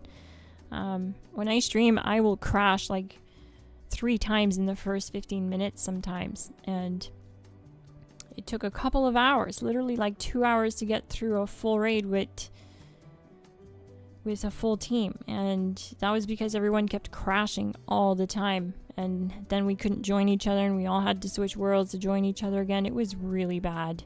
Stuff like that makes people leave when you don't fix instability. It's a no-brainer. There's all kinds of games people can be playing, and there's also burnout, right? When the season came of the Fallout TV show, everyone was so eager to play this game, everyone that had kind of put it on the shelf. And so it brought a huge rush of players back, but then they jumped in it and they played, you know, the bounty headhunt mainly. The bounty thing was the update at the time. So people were playing this update pretty religiously, like all the time. Bounties were popping off in worlds, and that kind of killed raids. Like, it just doesn't seem that popular. People weren't doing it as much because everyone's trying to get the new rewards from bounties. And it just killed off the popularity of raids, I feel. But you definitely need to do raids for specific gear and legendary mods, so at least there's that. People still have to do it. It is very interesting and challenging content. Like, it's different than any other content. There's different mechanics involved than any other content. So it's definitely worth doing. I think it's fun. Especially if it's your first time and you've never done it.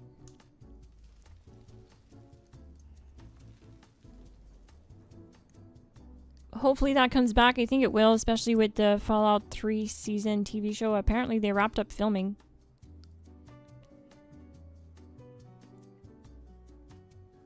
Per LinkedIn posts, a couple quest writers and some QA people got let go. Potentially more, but nothing confirmed. Yeah, I don't think they'll like publicly confirm that, but that sounds about right. I could see that happening. The quests have been super lackluster. We don't even get quests anymore, really, and this is a questing game at heart. We genuinely don't even get quests. The last time I think we got a genuine quest was when, I'm gonna say when we got the caravan update and like the Skyline Valley quests. It was, I felt like it was a pretty in-depth quest line for that, for a DLC. I thought it was really good. But we don't really have a quest for this. You just kind of come to Burning Springs and then a note tells you to go to Highway Town and you meet, you know, the main star of the TV show. And then you meet, you continue on down to meet the Rust King, and the Rust King teases talking about facing off one day. And I was really hoping they were going to make this a location that you can nuke, and it's a boss. It would make sense, right? We can nuke Skyline Valley, and we have a boss here. We can nuke this zone and have a boss. We can nuke this zone and have a boss up here too. And it just kind of made sense for me. I thought they were going to make this a nuke boss, and they didn't. So that was a bit of a letdown for me. That was a bit of a letdown when I realized they weren't actually doing more with that. It would be so cool to fight the Rust King. He feels like a waste of content. He's just sitting there. Waiting. Waiting to get the old 2-tap.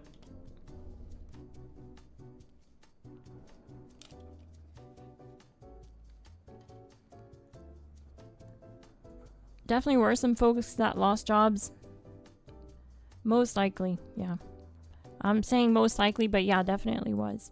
For sure.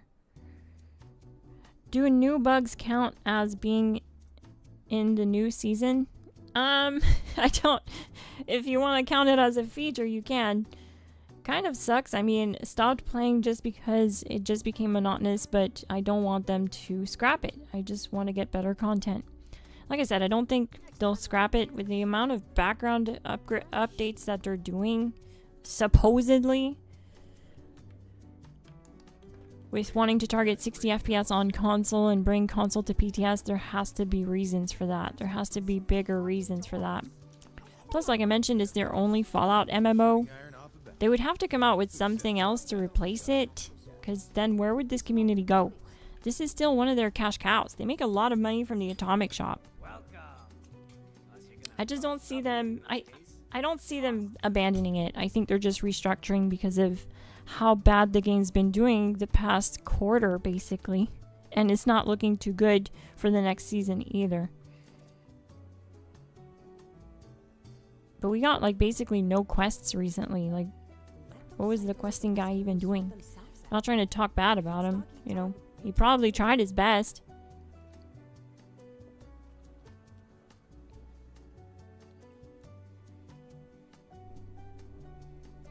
Fallout first makes them something in the millions every month. Can't imagine them killing it anytime soon, especially with the dramatic surge every time the show comes back around. That's what I mean. Like, every time the show comes back around, it's absolutely insane. You look at the vault, and people, you'll see like 5 or 6 gamer tags piled up on the 76 logo. That means they're inside of the vault, going through like the whole cutscene in the intro for the game, and there's like people trickling down the whole way. That's because it's new players exiting the vault and they're coming down and experience Fallout 76 for the first time. And I think this is a great first Fallout 76 experience. You know why? Because this was my first Fallout experience. So I got hooked in this game. You know what I mean? I had never touched a Fallout game before this game. And it pulled me right in. And that was before the TV show too, so like I didn't even need a TV show to do that. So I can only imagine the influence that the TV show brings. This heat is relentless. You weren't followed, were you?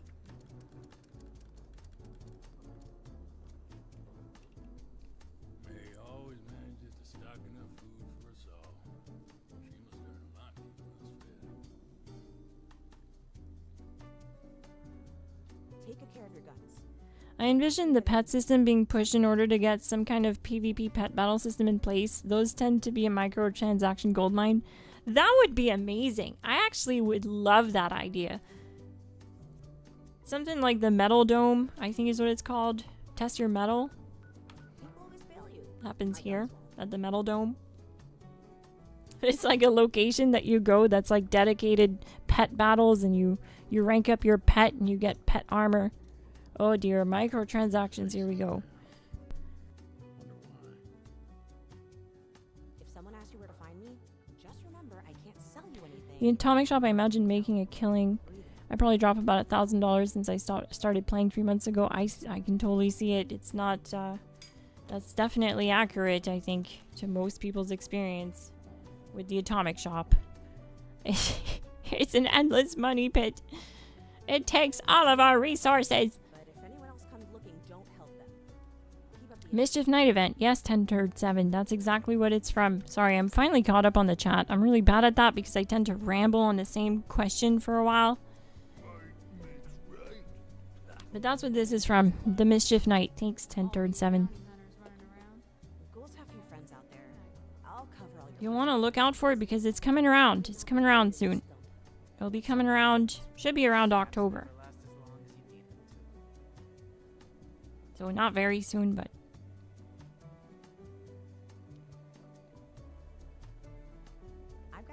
To arm a small army. Used to arm a... Yeah, absolutely. I'm honestly just here to enjoy playing my favorite game. This is my favorite game at the end of the day. Whether I'm looting, shooting, or camp building, you know, I'm always doing something. And that it just takes my time. I just love it so much. I can just sink hours into this game. I put 11,000... I hate saying this because I repeat myself. And I feel like a loser for saying this, but... put 11,000 hours in this game before I started my YouTube channel on Xbox. So I definitely have the hours in. And it's almost like if I'm not playing Fallout 76, I feel like, what am I doing? Like, I should be on the game. Oh my god, we have another one with a wild haircut over here. Thank you so much for the 5 gifted memberships, King Shots. GG. But, you know, I just do this content to pass the time and to have a place to upload my videos. I always like making videos. I've always found it interesting. And when I started this, it was to have a place to upload my builds and my videos. That is basically just a hobby of mine. You know, it's not really on the most professional level it could be, but it is just really a hobby at the end of the day. So do it for fun. And I have fun with the Glass Gang. We get on and we do raids together. It's always a good time. Or bounty headhunt streams. It's always a good time. I play on PS. Spent thousands of dollars over the years. Gonna be bittersweet when they drop PlayStation. I hope they don't. I don't think they will drop PlayStation anytime soon, Damien. But they have been working on trying to stabilize it. So hopefully we just see more of that. And they just keep pushing in that direction. Those are rookie numbers. You need to get to 100,000 hours. I'm working on it. We'll get there someday. Having a dedicated hobby doesn't make someone a loser. I don't think so either. I don't think so either. Especially if you enjoy it and you love it.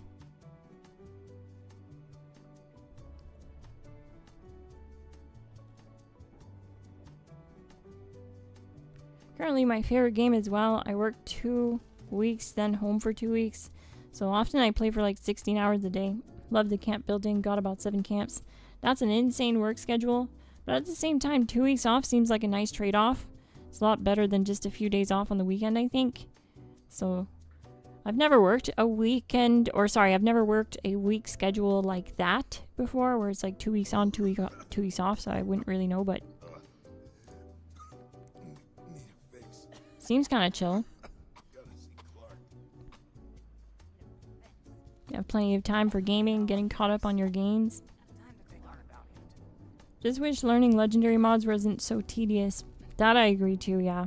It's really bad. It's really bad. It almost felt like the RNG was higher when raids first came into the game, where basically when we were scrapping from farming the raids back to back, we were learning legendary mods all the time.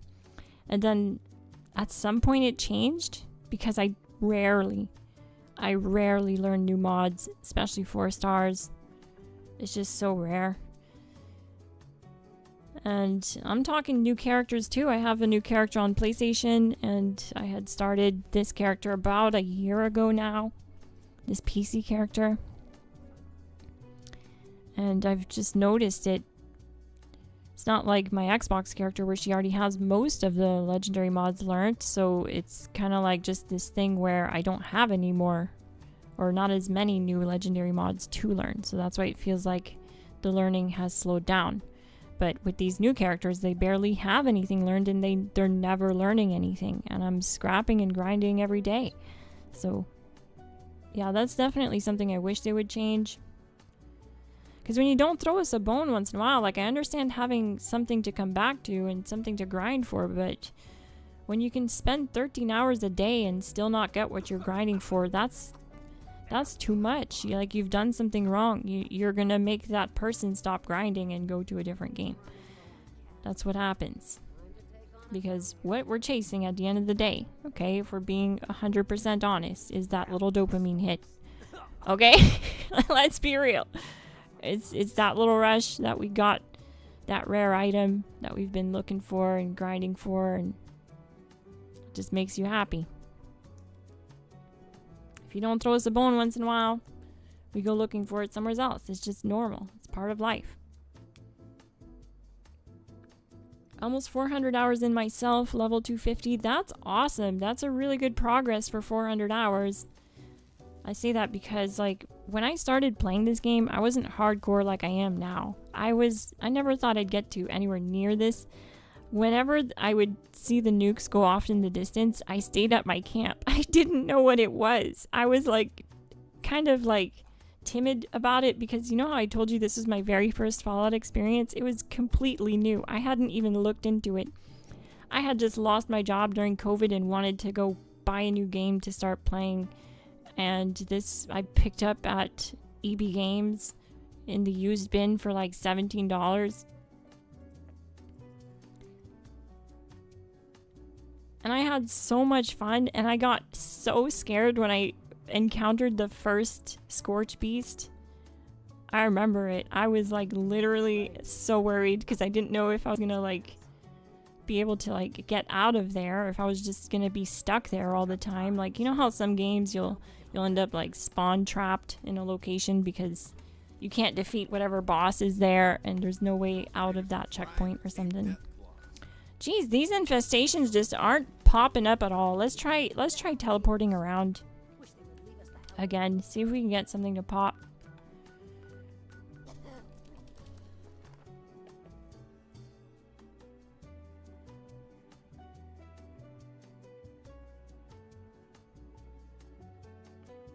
Yeah, learning mods again on 2 new characters has been insanely rough for me. Luckily, people like Kingshots and other members in my community have been very generous and helped me learn some crucial mods that I use a lot for my build guides. And so I appreciate them and want to shout them out for that. Geezer Dude, GT! But yeah, I remember I was like staying at my camp all the time until I was like level 300. I wasn't even going around doing events. What I had done was I had a camp here. It was right here where this camp is. This is my first camp location, but it looked nothing like this. It looked like a bunker, and I was selling weapons. Like I had all the weapons displays out, and I was pretending like I was role-playing that I was a weapons dealer. You know, I would mod them myself and put them for sale and roll them. And back then you couldn't change legendary mods, but they were all tradable. But whatever it rolled with, you had to keep on the gun. So I'd try to like roll some really good rolls, like something with bullets explode, and then I'd put in my vendor for caps, and I'd mainly just like vendor hop, going to people's camps and buying guns. I remember doing that to resell them and fix them up and whatever. We're talking really early gameplay. And now I just go around flattening bosses. You know what I mean? It's a completely different me. And I just kind of grew into that, I guess. You get to a point where you just try to experience every part of the game and try to do better at it.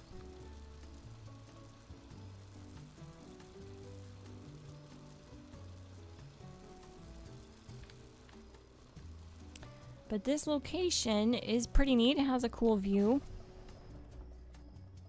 You have this like rock point. Comes to a point. You can look over. A view of Newgad and the ash heap. And I remember like just chilling here at my base building and seeing a nuke go off in the distance for Earl. And I'd be like, I don't know what that is, but I'm gonna stay away.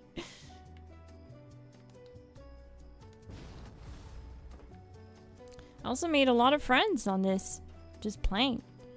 Made friends that I still talk to today. Orange Cowboy's one of them.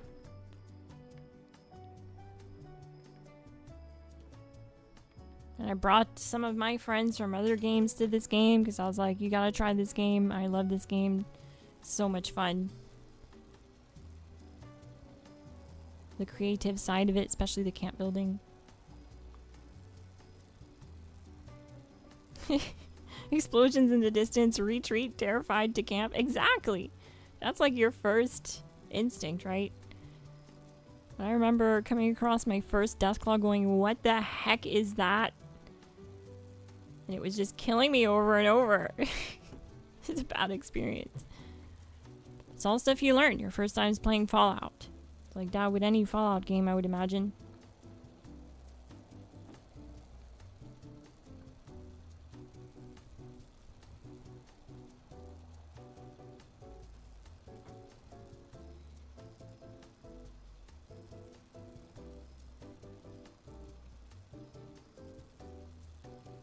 And to the point I just sit in my camp till a public event shows up. Yeah, that's one of the points you get to. I should probably make like a video. I was thinking of doing like every stage of the Fallout 76 player.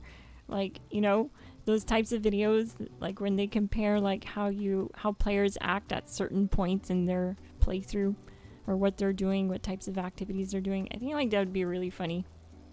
You get the oh shit stage where you're going around freaking out to everything that attacks you. I think like that would be a funny video.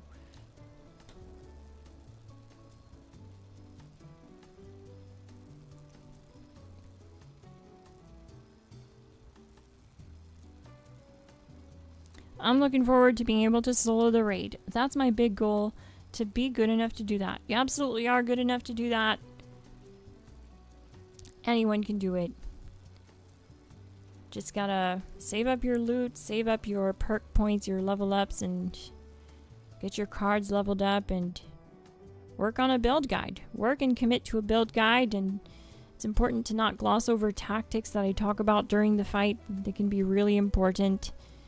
Stuff like activating your stealth perks. Some of the builds, like the aim down sight builds, when you are using the stealth perks to get more damage out of the build, a lot of the same repeating mistakes I keep seeing people say that they're doing in the comments section is they don't realize that, like, they'll say stuff like, sometimes I'm able to kill an 06 in the first heat wave, and then sometimes it's only on the second heat wave. And it's like they're doing 50% of the damage.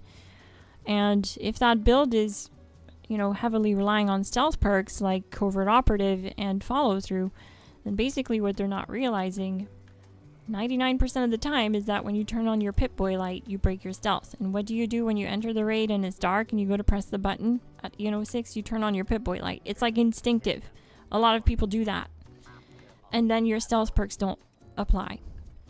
So stuff like that, I mention with every build guide the tactics that are important to do and how to use certain perks. So it's important to not gloss over tactics. I don't just show the fight to have some kind of like content duration to meet some kind of like ad revenue quota or anything. It's just to show you the entirety of the fight so that you know what to do. How to execute the build.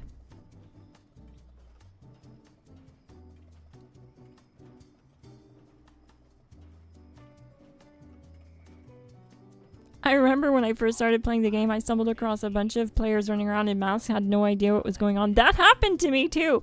They were wearing the Vault Boy and Vault Girl masks, and they were pretty much naked. Besides that, they were just in their, they had like no armor on, no Under Armour, nothing, just, running around. You see groups of people doing that here and there. It is so funny. That's what's funny about this community. It's also very welcoming to new players. A lot of times you see folks coming out the vault and a higher level will go to them and drop them some loot. This is my little Vault Tech home. I tried to make it look like some kind of like, I don't know if you would call this a pre-war, like one of those makeshift homes like that the military would put up fast. Something like that. That's what I tried to go with on this build. It's like housing, military housing, I think is what it's called.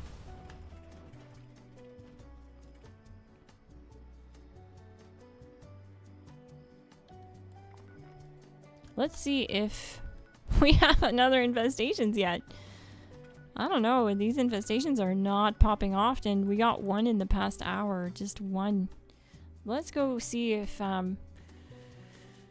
we can remember to do Fashionat this time around.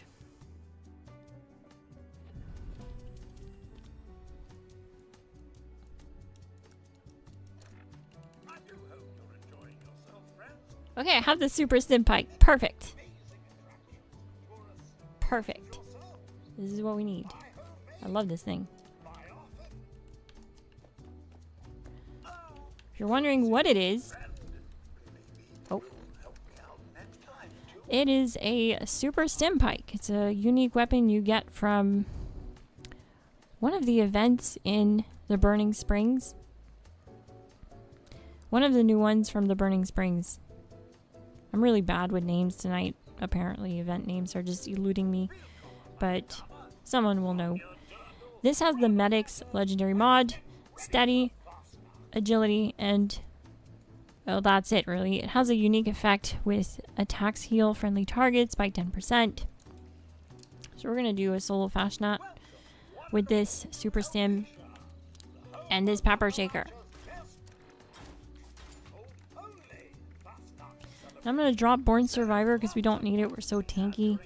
We're gonna put gun fu on the build, so we swap targets on kill instead. Find the Protectron Marchers. Okay.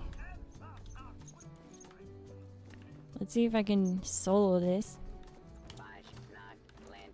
We can't seem to get infestations. We did solo infestations earlier, but right now it's just not working, apparently. We're not getting more to proc. Thank you so much for the $20 super chat. Pete, GG. I never run into your live streams, so I thought I'd send a thank you for all the time and effort you put into your build guides. I've been playing since year 1 and still learn new things from them. Thank you. That's amazing. That is so good to hear. That's the whole point. Is to share my knowledge of the game, what I've learned over the years, what the Orange Cowboy has learned. Me and him bounce ideas off of each other all the time through the years, and so you'll always see a steady flow of content from really the both of us. It's something that we love to do. We met while bossing. We were doing Earls back to back, and we kind of like did the Spider-Man meme where we were pointing at each other because we both realized we were using heavy guns and VATS at a time when people were saying you couldn't use heavy guns and VATS.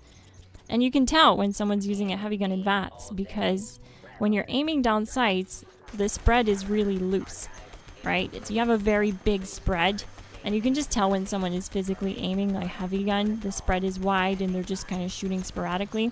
But when someone's using like a flamer or a pepper shaker or Gauss Mini or whatever, and they're using it in VATS, it shoots like a laser beam and it's tracking the target, you know? So we both kind of like looked at each other and we were like, did we just become best friends?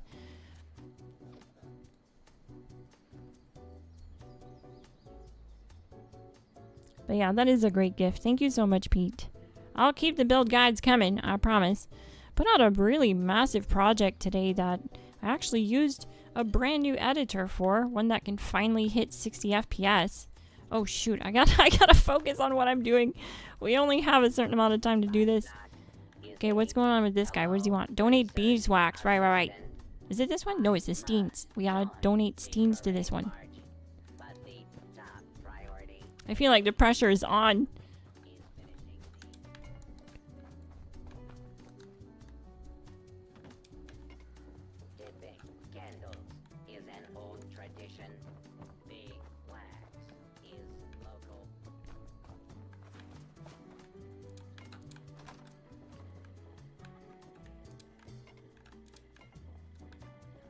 But there is a lot to this game, and I'm always learning stuff all the time. So whenever I do, I try to incorporate it in one of the builds or something that I'm working on.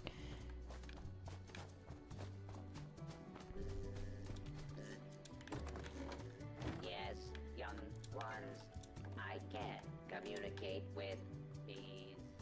I told them to make sweet honey. Tell your parents to buy some. Hello, friend. Enjoy your stay. Intruder alert. Invading. Donate beeswax to the candle maker. Oh.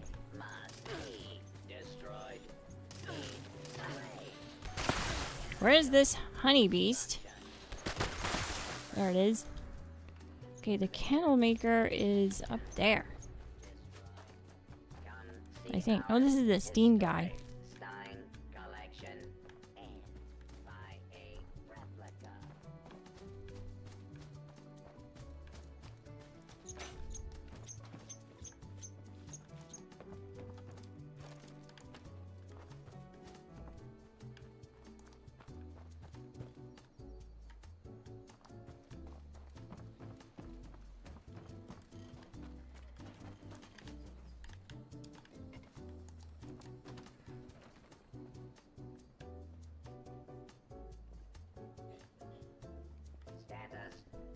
Donuts, parentheses, protocol paused at function jolly, flash knocked to you.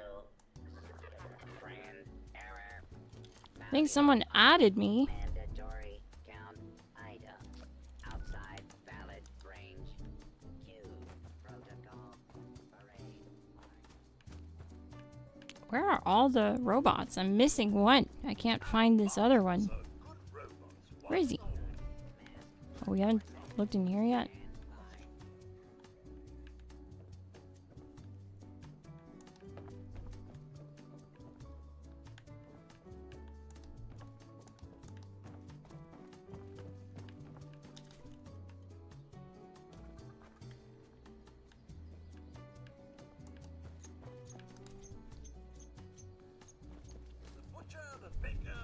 Oh, is he there? I thought he wasn't there. I thought I ran in here.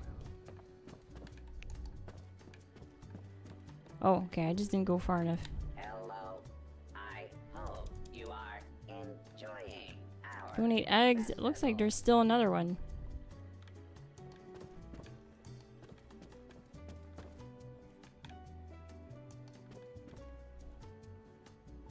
There's a bunch of steens here, so I was just looking to make sure it wasn't any of the ones I can grab.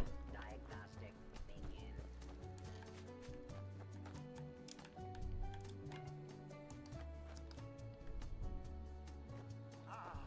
Time to clear the larder. Are there any steens here?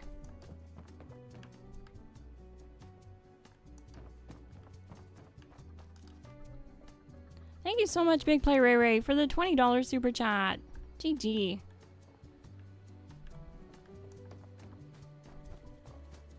Oh, In the old country. I thought I checked on this guy. I guess not. Oh, fun at local people and situations. The beeswax supply Oh, I guess I did. is restored to capacity.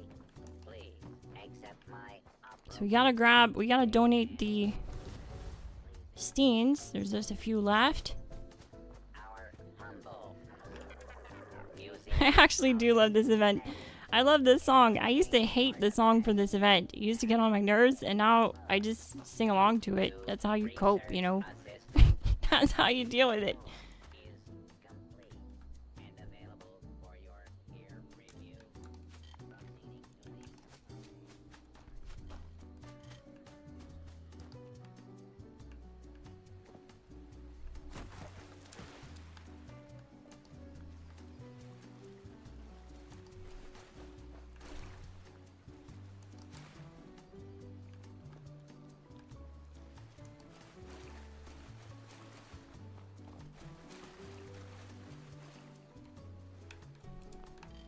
I already picked from that.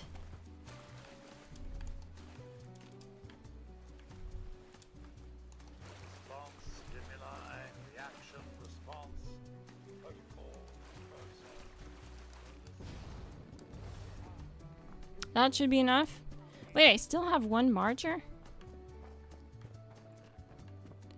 Maybe it's the wood guy. Oh, yeah, that's right. Charlie Baker, I always forget about him. town of Helvetia has been in There we service go. for 4, 5, Go see if he's there. 156.71008 seconds. It may be called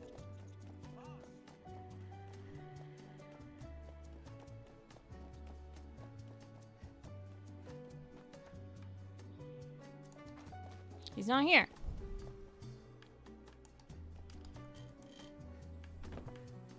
What am I forgetting?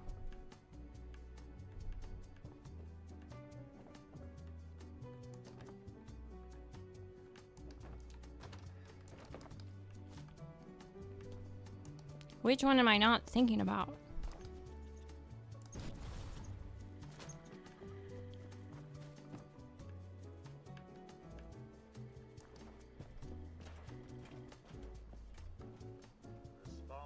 Could it be that there's just one missing?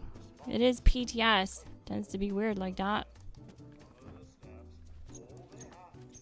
I already checked here. Party stuff? There's 4 standing. There's the candle make. Candle guy, Beerstein guy. Egg guy. Oh, right here. I somehow just ran past him every time. Cannot be found. Error. Override required. To meet designated timer for parade. to decorate this room for the Fastnacht festivities. Select from the 4 decoration boxes.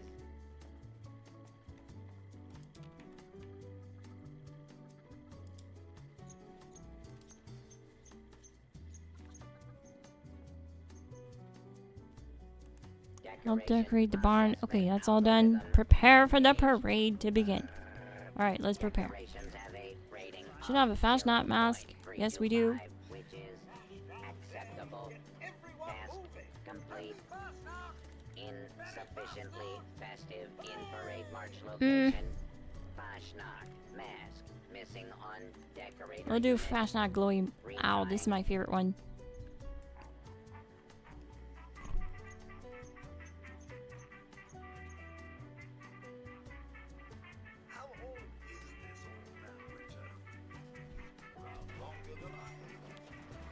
Ooh, unyielding covert op build. Awesome. Must have amazing sneak. If you have enough sneak, enough agility with a sneak build, you can just like walk right up to super mutants basically undiscovered. Especially on covert op. That's a neat choice. Definitely off meta. Probably tons of fun.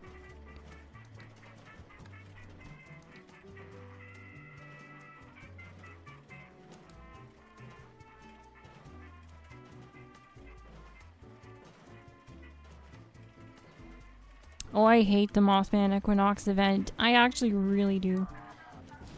Mainly because he doesn't stop talking so loud.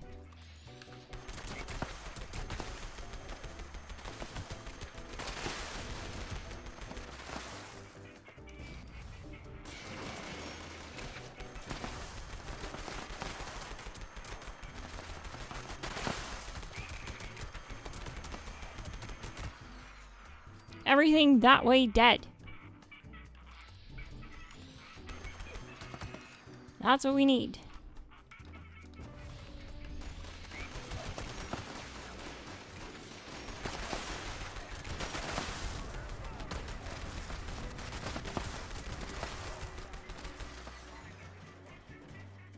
That's what's fun about bullets explode on the pepper shaker. You can just send bodies flying. I don't know, it's just visually pleasing.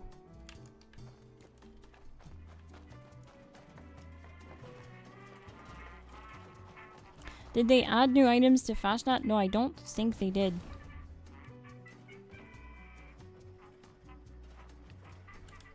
They typically will add new masks, but it's not every year that they do that.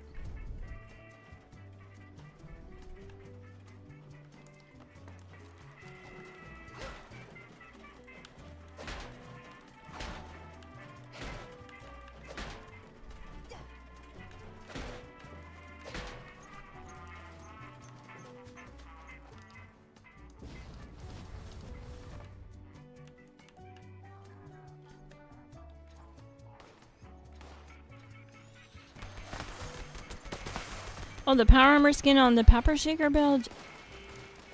I gotta think about it here. Which one was it?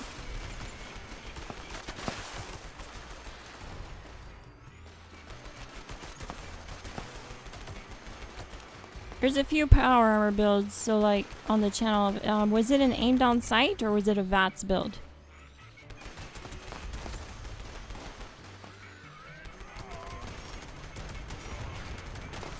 I feel like you might be talking about the Lady Liberty paint, potentially, maybe.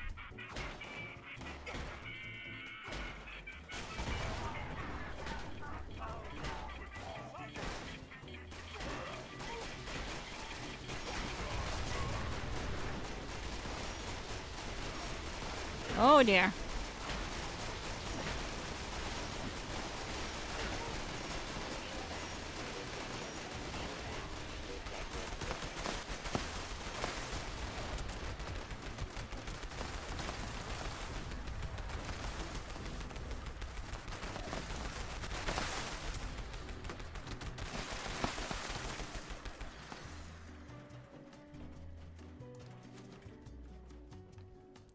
All right.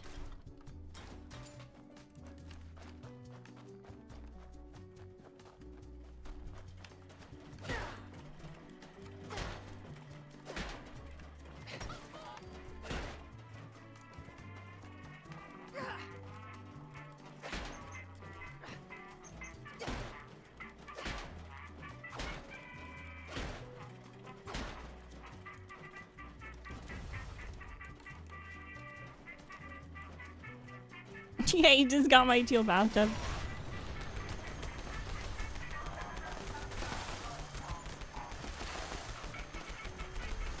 The excitement is unmeasurable.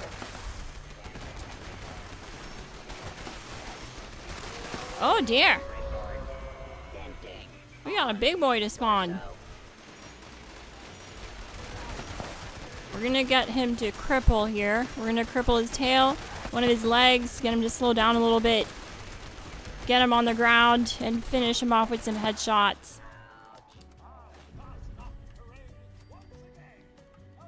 Nothing cripples like the pepper shaker.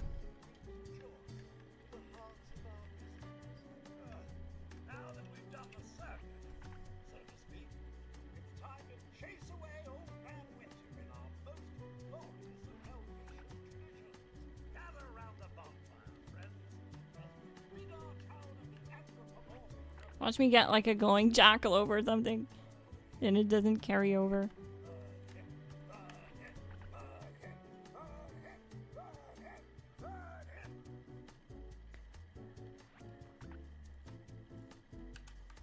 Light the bonfire. All right.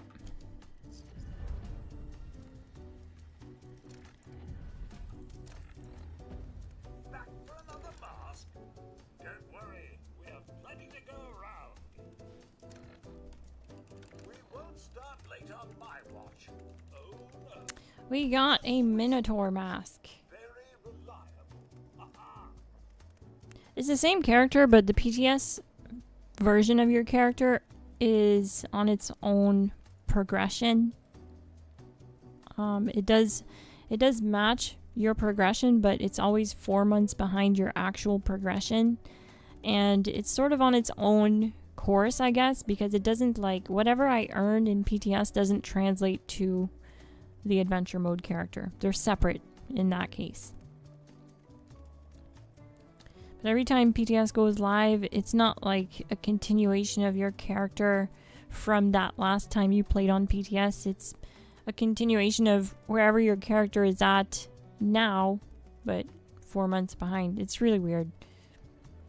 I had looked into that at one point because when I was first starting to play on PC and getting on PTS, I was wondering why my player on PTS was like a brand new player. I had like nothing unlocked.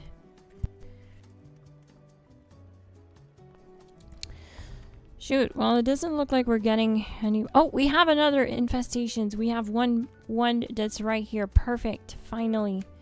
All right, this will be awesome. Let's go do this. Let's go do this. I feel like, look at this new effect. This is the new effect for the infestations. It's no longer a green circle.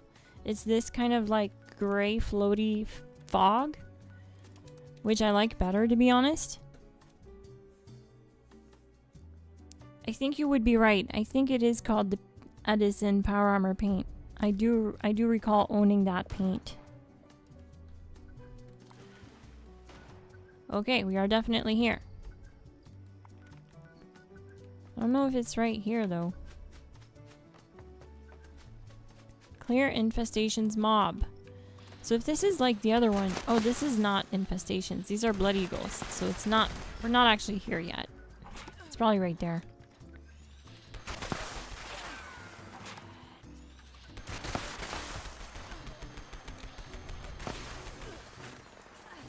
We were able to solo the last one. This one might be different. Who knows? Oh, I'll need more ammo though. I'll for sure need more ammo. We don't have access to our survival tents. Okay. Well, we'll try to make do with this 2,000 rounds. It took 2,000 rounds to solo the last one, so...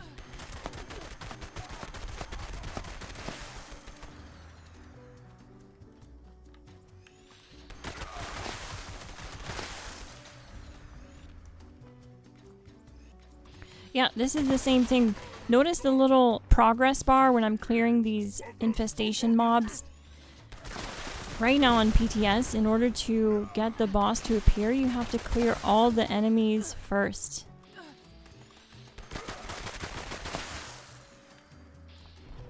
Which I think is a really good thing. It kind of gives time for people to show up.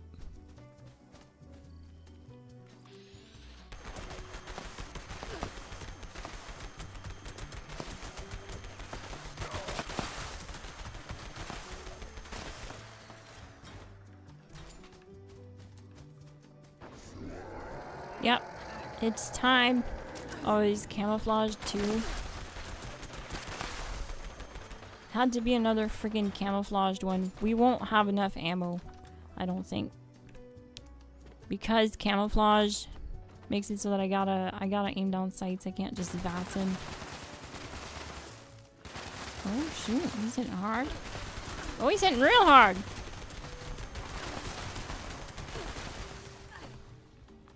Yeah, he's hitting a lot harder than the last guy. Alright, so we need to add Born Survivor back to the build.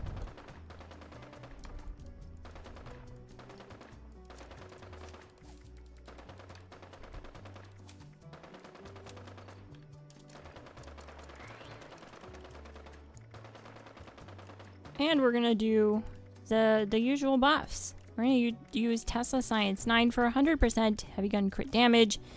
Big Guns Bobblehead for 20% more damage. So that we can get the most out of our shots here. And Overdrive.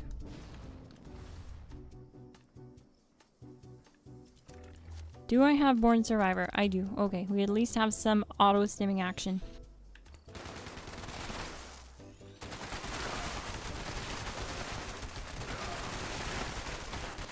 Oh man. I need to get him out here.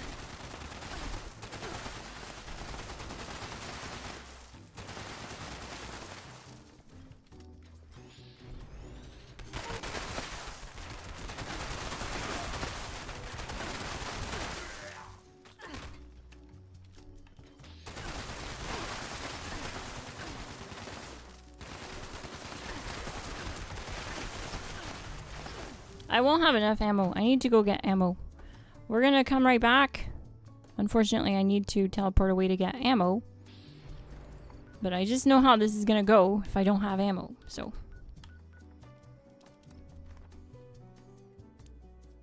Did they change it so people can get loot from the infestations if they don't get a shot in on the enemy? That was a weird choice since they went away with that model years ago. They did actually, which is weird. I agree with you. I think they didn't mention anything like that they would have made a change like that, but what they did do is that now it's just tankier and you have more time to get to it because of that. Plus of having to find the enemies to kill them first and clear the mobs. But I didn't see anything about changes to whether or not you have to... Oh, I took a little too much. Whether or not you have to do that.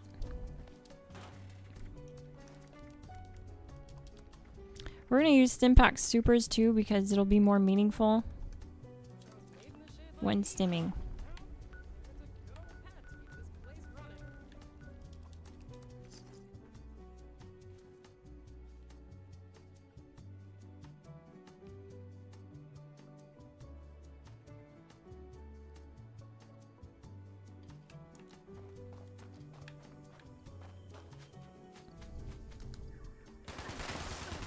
Holy cow! This one's hitting a lot harder.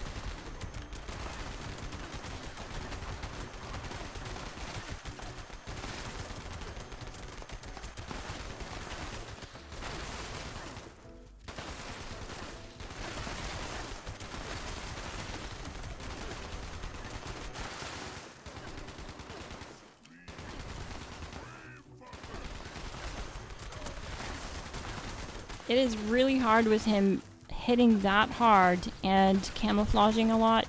I hate the camouflage mutation. It just completely wrecks a VATS build. half my shots might as well just be not landing.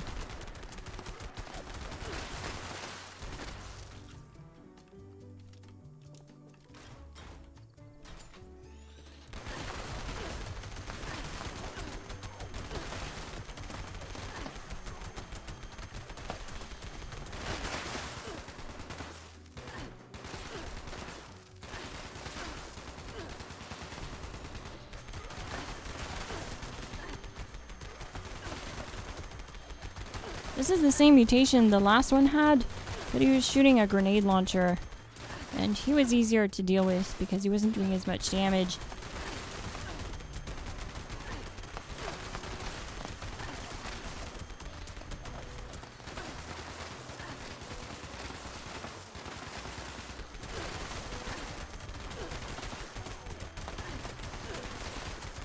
Okay, well at least he's crippled now in the head.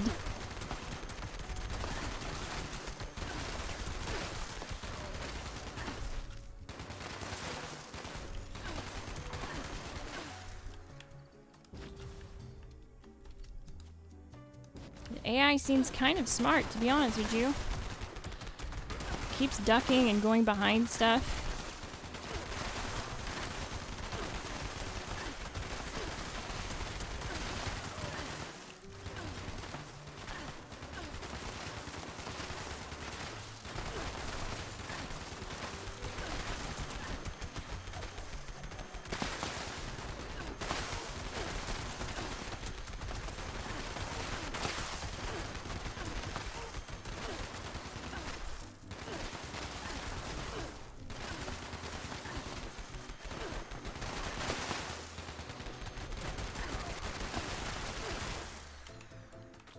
He threw a grenade at me.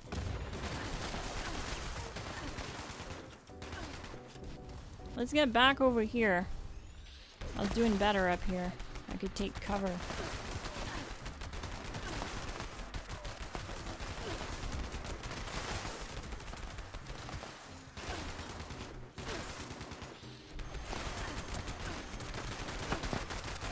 Well, let's just try point blank.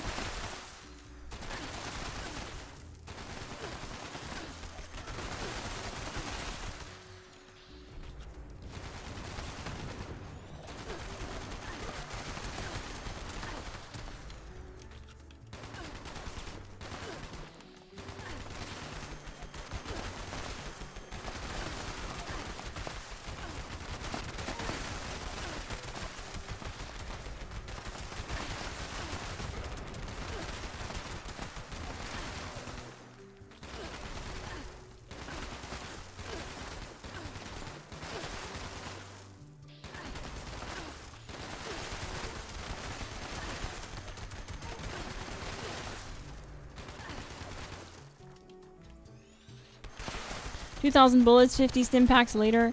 Well, that's the point, right? It's not meant for this to be a solo activity. It's not. It's a world spawn activity, and they balanced it so that it gives players time to show up, because that has been the problem. That's why this change happened, and that's what most people were asking for, was to make them more tanky so that people have time to show up. Once you have a full team here or a whole server showing up, people are going to flatten this thing in no time. You do a lot more DPS as a group.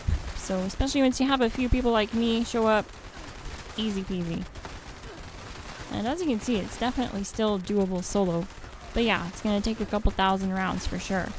Especially when they have these mutations where you can't even VATS them half the time.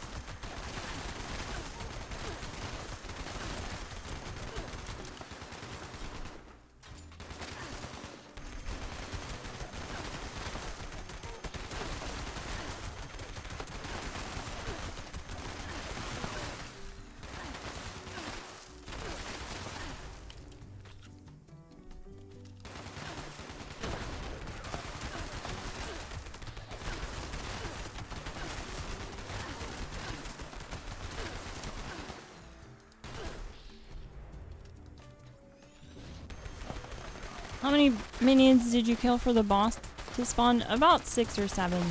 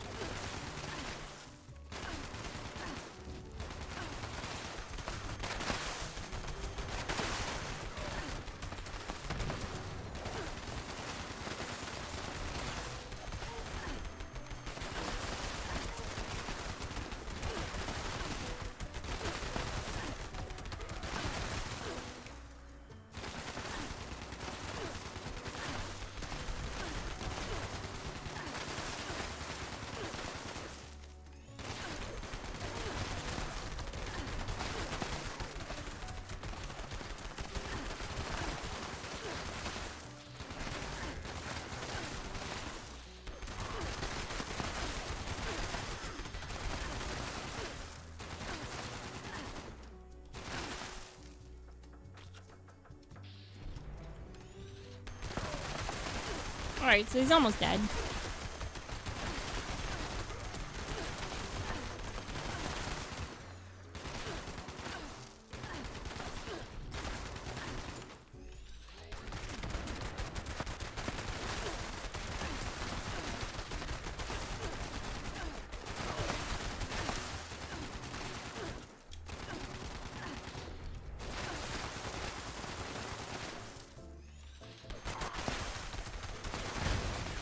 Oh no! He got me with a well-placed grenade. I was taking a lot of damage at the same time. I'm curious if he regens any health after he dies. Or after, like, I die. No, he didn't.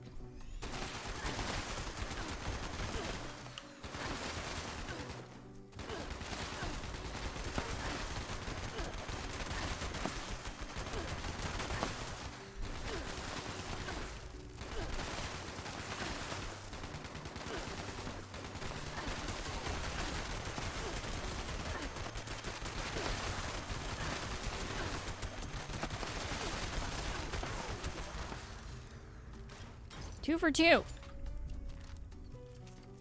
yeah, you'll still be able to solo them if you absolutely want to sit in a private world and solo them. You'll just need to be endgame, which is fine. Most people that want to be soloing this are going to be endgame. And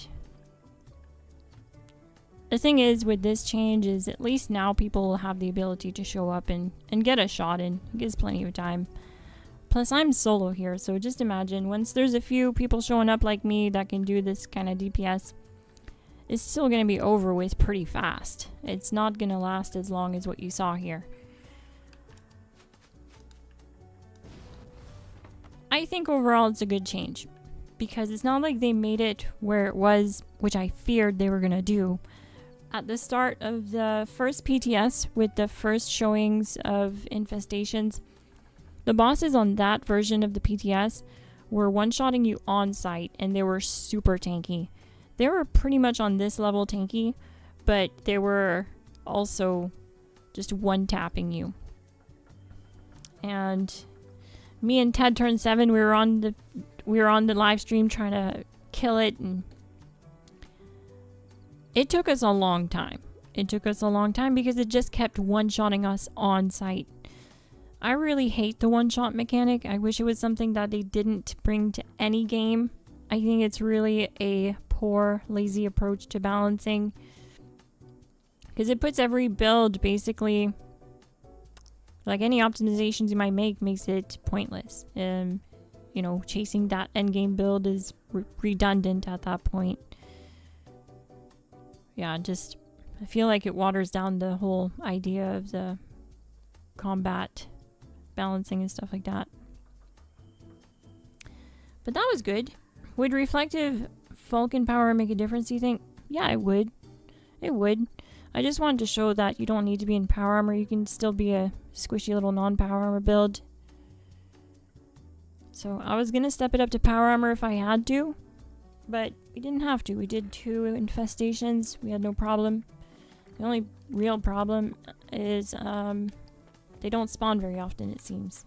The last 2 hours, only 2 have spawned, which is really bad. I'm gonna check my power armor though. I need to see if that paint is applied on here or not. Someone was asking about my power armor paint, so I think it's this one. Oh yeah, that is the one. Wait, is it? This union, this character is 4 months behind though, so it might just be a different skin at this point in time. Yeah, that's it. This is my union. Yep, with the Edison paint. I hope you're still here. Thorino 1173. This is that power armor you're asking about. I think. It might be a different version at this point in time. Like I said, it doesn't match the same progression or time that my main character is on PC. This is the public test server that we're on. So, I think this is the one from that guide. It could be different. No, it's not. Wait, it is. Maybe. I can't remember. You'd have to link me the video, which one you're talking about, because I've done so many build guides now with Union and with Vulcan. But Edison would still be pretty recent. Edison paint is a new one that I've been rocking. Really love the Exo 1 look. So, it's pretty neat. Turns any power armor into the Exo 1.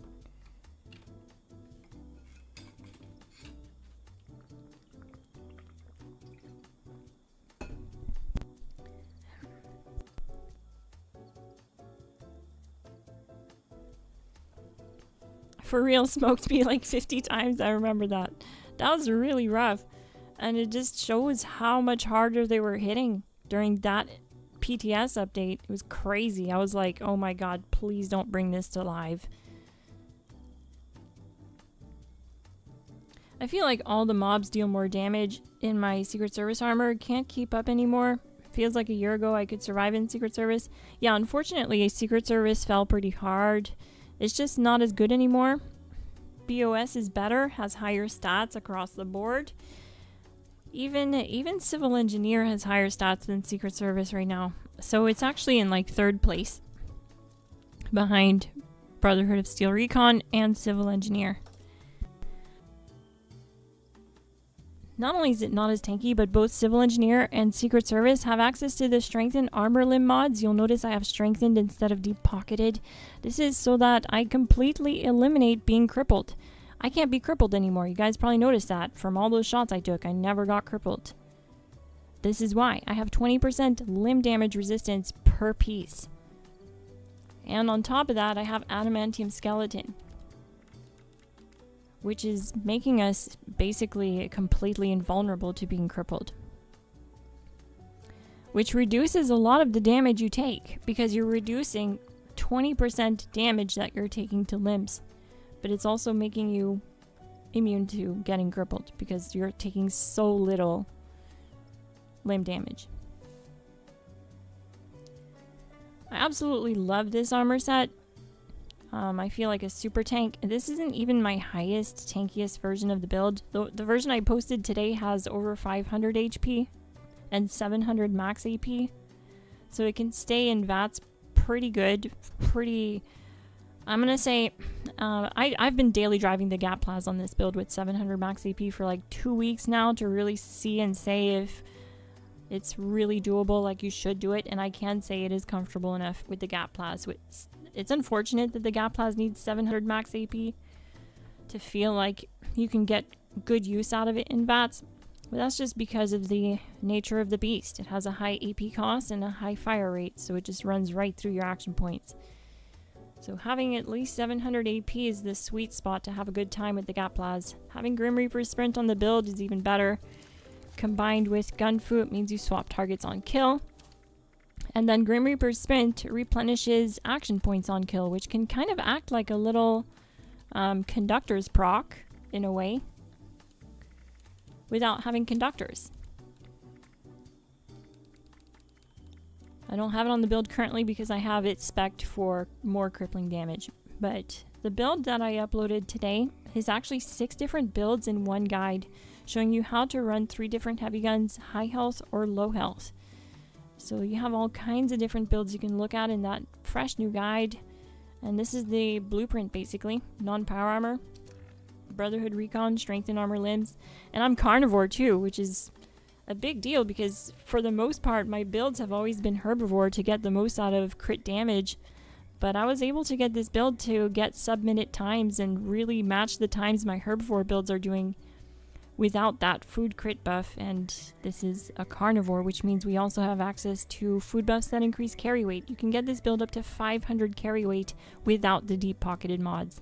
I showed that on stream. That's linked under that new upload today. I did some food buffs like Deathclaw Steak and the Yao Gai pastry and the Nuka Victory candy, and they all stack together so they don't override each other, and you can get up to 500 carry weight without deep pocketed mods. It's pretty awesome. I love this build. I hope they never change it. I would like to see builds have a little bit more longevity. I'm not against the meta changing here and there, you know what I mean? But it would be nice if the meta changed because a new weapon was introduced and it's slightly better, you know, or slightly more ammo efficient, something like that. Rather than them just saying, everyone's enjoying the pepper shaker, let's nerf it into the ground. Everyone's enjoying the Gaplaz, let's nerf it into the ground. I feel like that's really counterintuitive to the whole thought process behind having an active game and having people wanting to play your game. I feel like if they just worked harder at bringing us new metas, then they wouldn't have to worry so much about people using the same thing all the time. But anyways, just wondering what endurance does for the build? Yeah, valid question. So endurance actually makes you super tanky. It increases your health points. Not only does it make you tanky, it does two things for you under endurance. This card right here, Life Giver, gain more max HP per point in endurance. That's your total health points. So every point in endurance is 10 points of total health points. So like +2 endurance is +20 HP. And this card scales off of every point in endurance. So the higher your endurance, the more this can scale off of that, and the more you get out of this card, the more health points, the tankier you get. Also, another card is Natural Resistance. This also helps with tanking stuff like the poison damage at the snake boss. When I first started doing my bloodied low health snake boss build guides, this was what I invested in the most, was going into endurance to squeeze out elemental resistances, because the snake does hit you really hard with that poison blast when you're low health, and the electricity damage from EN06 is no different. It's an elemental damage. So this scales off of high endurance, which boosts it even further. Another card under endurance that scales off your endurance is this one, Thirst Quencher, for max AP. This increases the density or overall points that you can use in VATS to sustain your VATS and stay in VATS longer, or in even some cases, if you have the build just right, infinite VATS. So this is another one. You can actually squeeze up to 120 max AP out of this card. The more you invest into perks like that, that's why you see me put a lot of agility and a lot of endurance and stuff like that. It's because I'm usually trying to squeeze out some specific perk effect. Like look at this one, evasive, chance to evade attacks based on agility. The higher your agility, the more this procs, the more attacks you just straight up avoid. So that's why I went with Unyielding for my low health build, because I'm able to get +3 to agility per piece of armor with Unyielding, because Unyielding gives you +3 to all specials except endurance while at low health, which is giving me a ton of agility, which is able to get that build up to 700 max AP, but also have so much agility points and an agility value. Like when we look at special and we have 26 agility, this would actually be higher if there was someone on my team too, because I have perk cards like Strange in Numbers. But yeah, just like an example, basically looking at this, it says we have 26 agility, but we actually have 15 agility in the base, and that's because of the legendary perks, obviously. And if we start adding Unyielding, it scales that up further. We have even more agility. But it also means that evasive procs more. Same thing happens with perk cards like Ricochet, based on your luck. Higher your luck, the more this procs. Stuff like 4-leaf clover does have a ceiling. Some of these cards have like a bell curve to it where they become more, you get more out of them when you first start putting points into them, and then they get, you get diminished returns the more you invest into it. So it's not as fruitful if you put too many points into something. But this one, basically, you just get it to a point with your luck once you have 4-leaf clover where it helps you guarantee a crit every other shot with limit breaking. Stuff like that. Science is another one. Scales off your intelligence to increase energy weapon base damage. So basically, on this armor set, the +2 endurance is increasing our HP and our AP directly through having the higher HP points from endurance, which is also scaling off Life Giver, giving us more health points. And then it's also scaling off of Thirst Quencher, which is giving us more max AP. So that perk is doing those two things for us. And then I like to have some AP regen, so like 2 pieces of armor have powered for 10% more AP regen. And then I combine that with 1 company tea, and I find it's the sweet spot. 2 powered pieces on your armor is all you need. And then if you have the company tea machine, it's like having a full set of powered. You're basically good to go. You have 3 open armor mod slots that you can do what you want with, whether that be investing in endurance or agility. Oh, I see. I run the card, but never thought to run the 2-star endurance on my armors. Yeah, it's one of those things, you know, you don't think of that, and that's totally... It's not like the game tells you, you know, they could drop hints, you know, like adding +2 endurance armor mods will increase or scale off of special perks and perk cards that can greatly benefit your build. I don't know. They could do something to put some kind of tip or pointer system in the game, I feel. Because people look at these +2 agility mods and +2 endurance and they ask me all the time, like, what's that for? What's the whole point? It's to get a lot of max AP out of the build. Like right now I'm herbivore, so the ceiling is around 600. If I do the extra buffs for AP, I'm going to tap out at around 600 max AP. Still really good. But the carnivore version can hit 700 with those exact same buffs. So about 100 max AP more just because it's carnivore. And it gets more out of those buffs that increase the max AP. And then obviously when you go with unyielding, you have +3 to all stats with that. On top of that, you can squeeze up to 1,000 max AP from unyielding with having agility mods on the armor and active mods.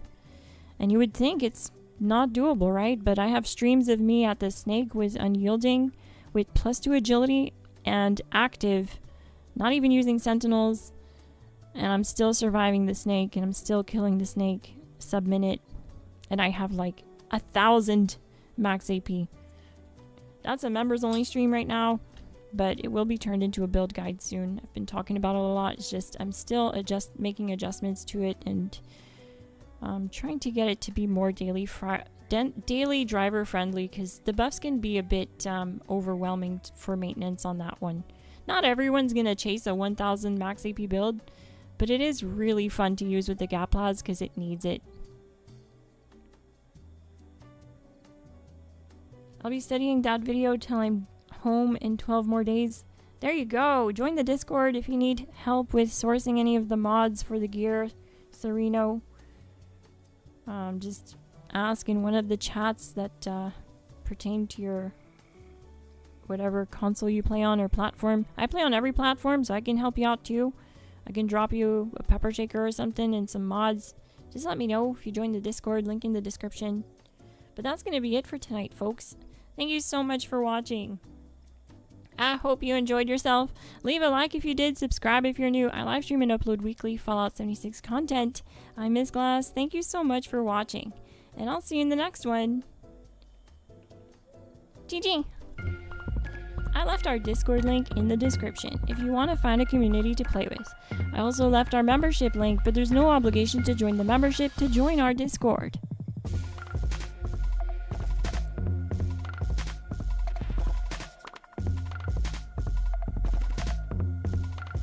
I should be a voice actor. I don't know, my voice is struggling tonight. It's really hot in my room. It's like 84. Plus I was recording voiceovers all day the last couple days. It's been really, really rough. It's hot. GG Glass.